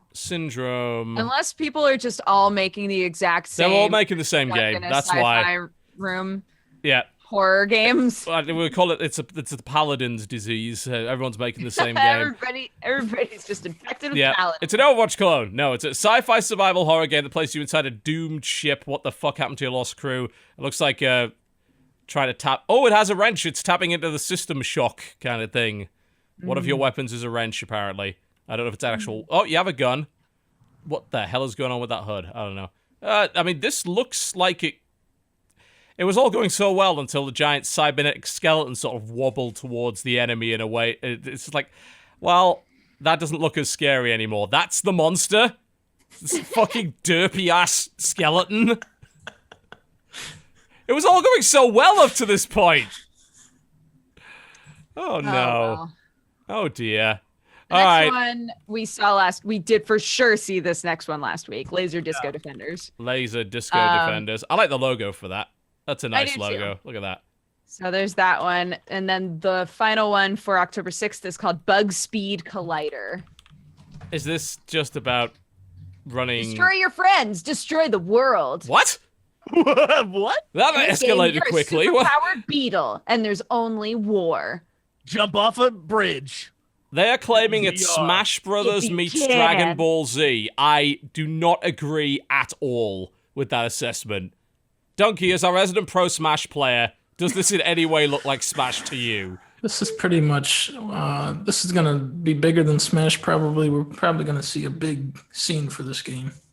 You heard it for your first, folks. You Get heard the it here, investment you in heard now. it Someone better tell Mark Cuban about this.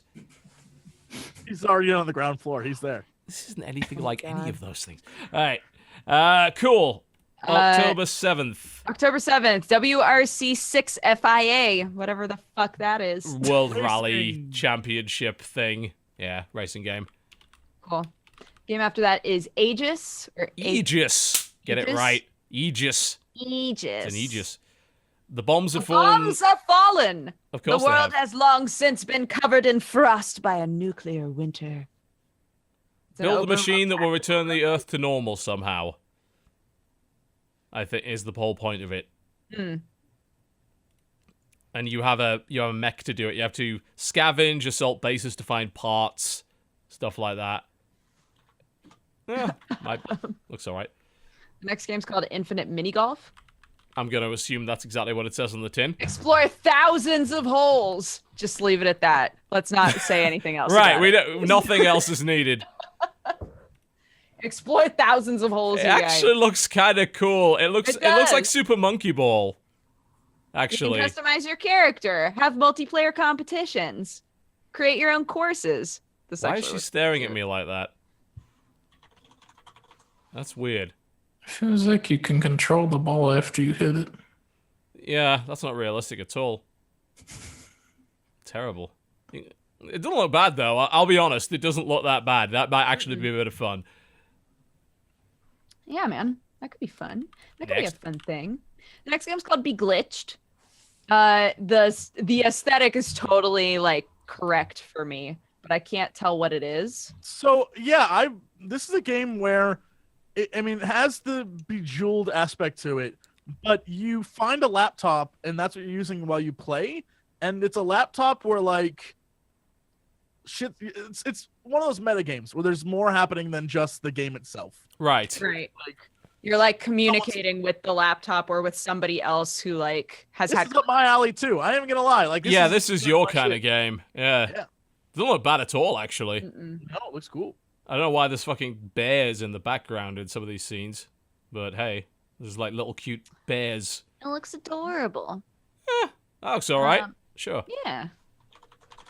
The next Arctic one, Trucker. Arctic Trucker Simulator. Yeah. Hmm.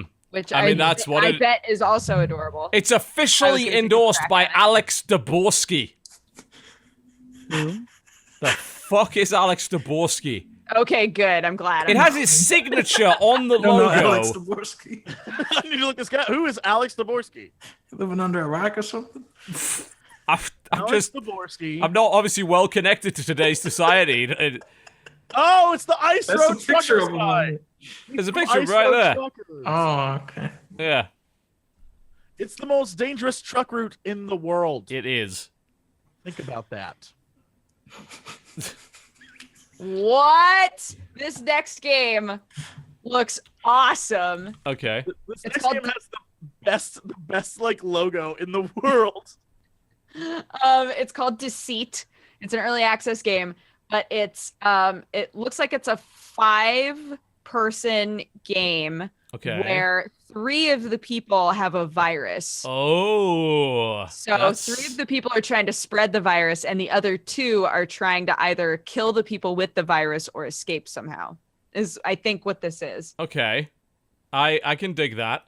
I'm into shit like that.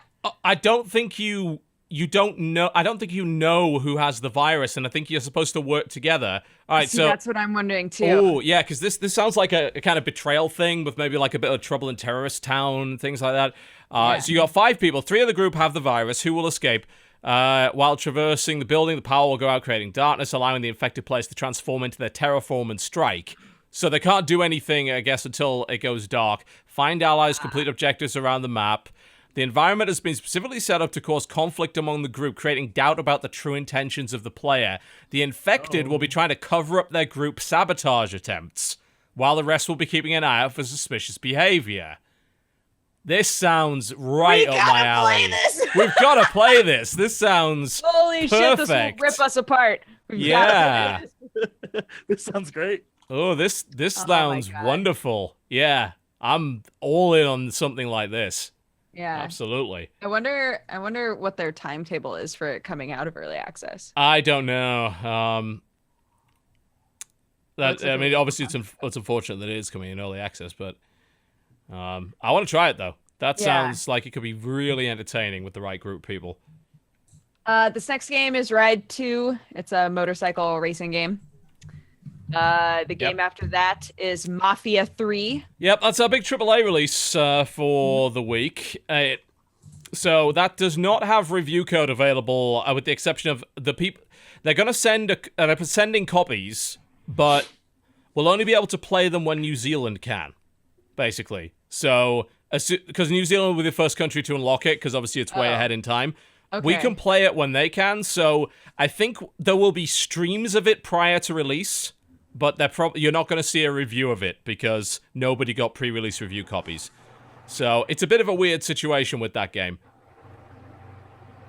Yeah, I don't know what's going on with it. Hopefully it'll be good. A lot of people have already played it, like either in their studio or you know, they brought a demo copy to it. So there is a lot of footage out there. We just don't know how representative that footage is of the real thing. So just be aware of that. All right, next. Cool. The next one is I lost my place. Thoth. Which is a twin stick shooter with blocks like in it. In like a weird minimal shape world. Yeah. Play Geometry Wars. Next. The Challenge is the next game. It's an era of time travel. They created the Time Bureau. Your challenge apparently is to fix time. It looks quite pretty.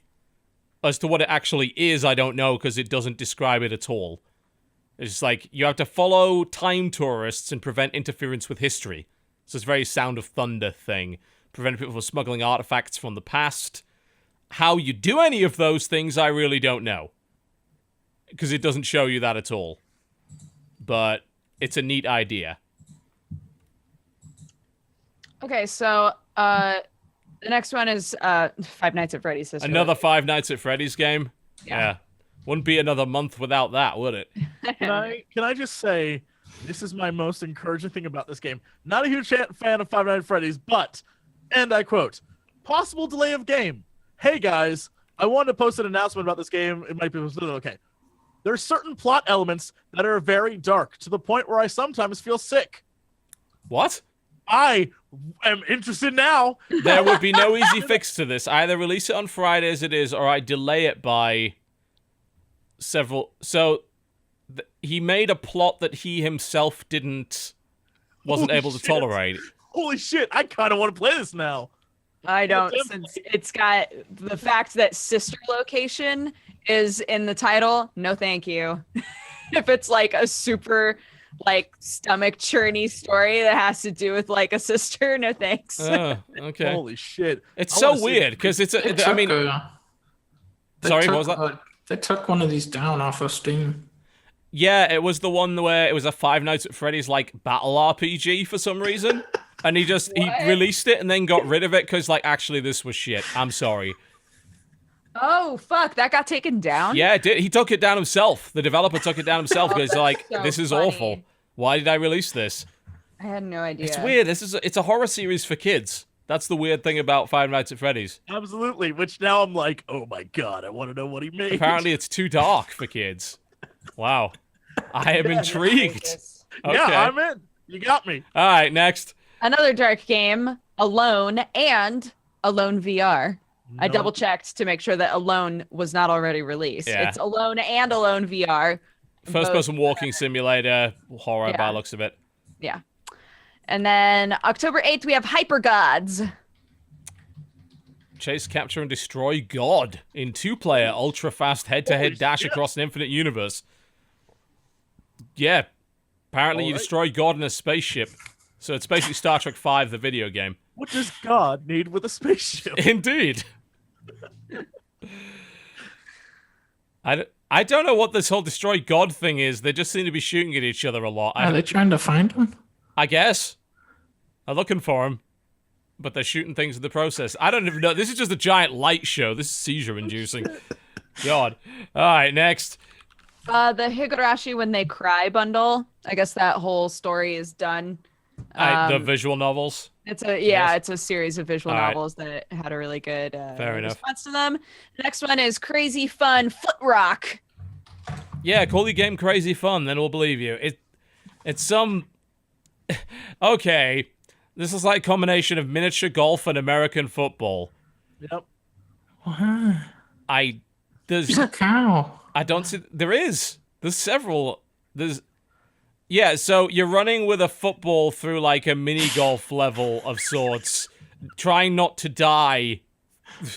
It's bowling pins. The shit is this thing? I don't know. Oh god, the physics in this game look terrible. Holy shit. Go on, run for the cow. No, you cut off before they run through the cow. Disappointing. Now I don't know what's going to happen when you run into the cow. All right, next. Oh goodness. This next game I was excited about because I thought it was going to be VR and it's not. But it's called Maximum Archery the Game. It's a bow hunting simulator. Yeah, it's a bow hunting game. But I was I don't like, think oh, there's a is it single VR? good hunting game that exists. Like, they're all terrible. Ever? No, like the Cabela's Hunt series. Have you ever played one of those? I did. So It was ridiculous. It was utterly terrible. You can hunt squirrels, raccoons, and turkeys. Apparently. Oh shit. And turkeys. And turkeys. Shit, we eating good Shoot, tonight. girl, hot damn. I feel like a good hunting game would be really, really fun. Like setting down traps and bait and avoiding big bears that are going to murder you and shit. But they're all bad. Realistic animal Yeah. physics. What? And the deer goes, boom. The deer just went 20 feet in the air. What the fuck? There's no realistic animal physics here.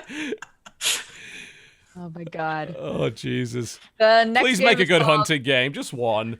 Just one. We only need one It's in the only, world. yeah, we only need one good hunting game. There are currently 0 good hunting games. Alright. The next game is called Clockwork. It's a puzzle platformer. It looks pretty. It's got a fucking awesome logo. Yeah. This is in a world with really boring video game logos. I don't know if you noticed lately, there was an article on this. All video game logos now are really boring. They're just black and white text. That's it. We used to have really cool logos. I'm glad this game exists. It has a cool logo. Look at that. That's lovely.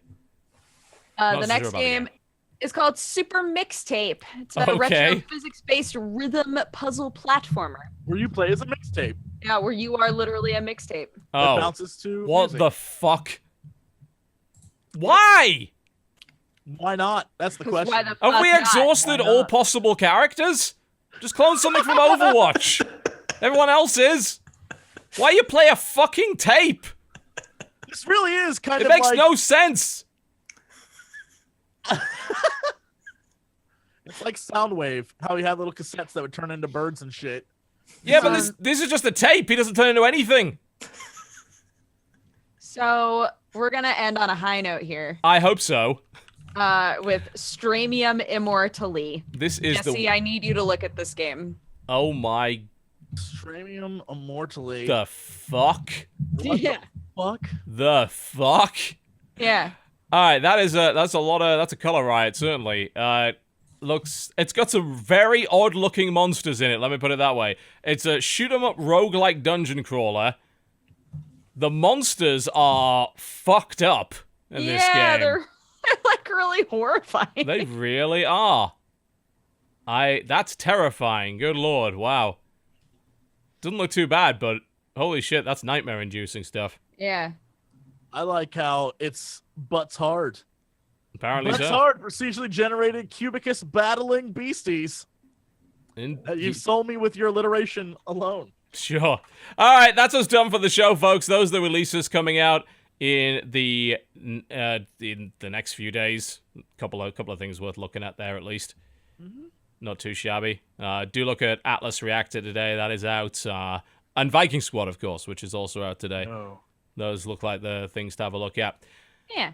We're done. Thank you very much for watching the show, folks. But before we go, we'd love to hear what's coming up on our channels over the next few days. I mean, we would love to hear that. You might. But Dunkey, I'd love to know what's coming up. What is your next project?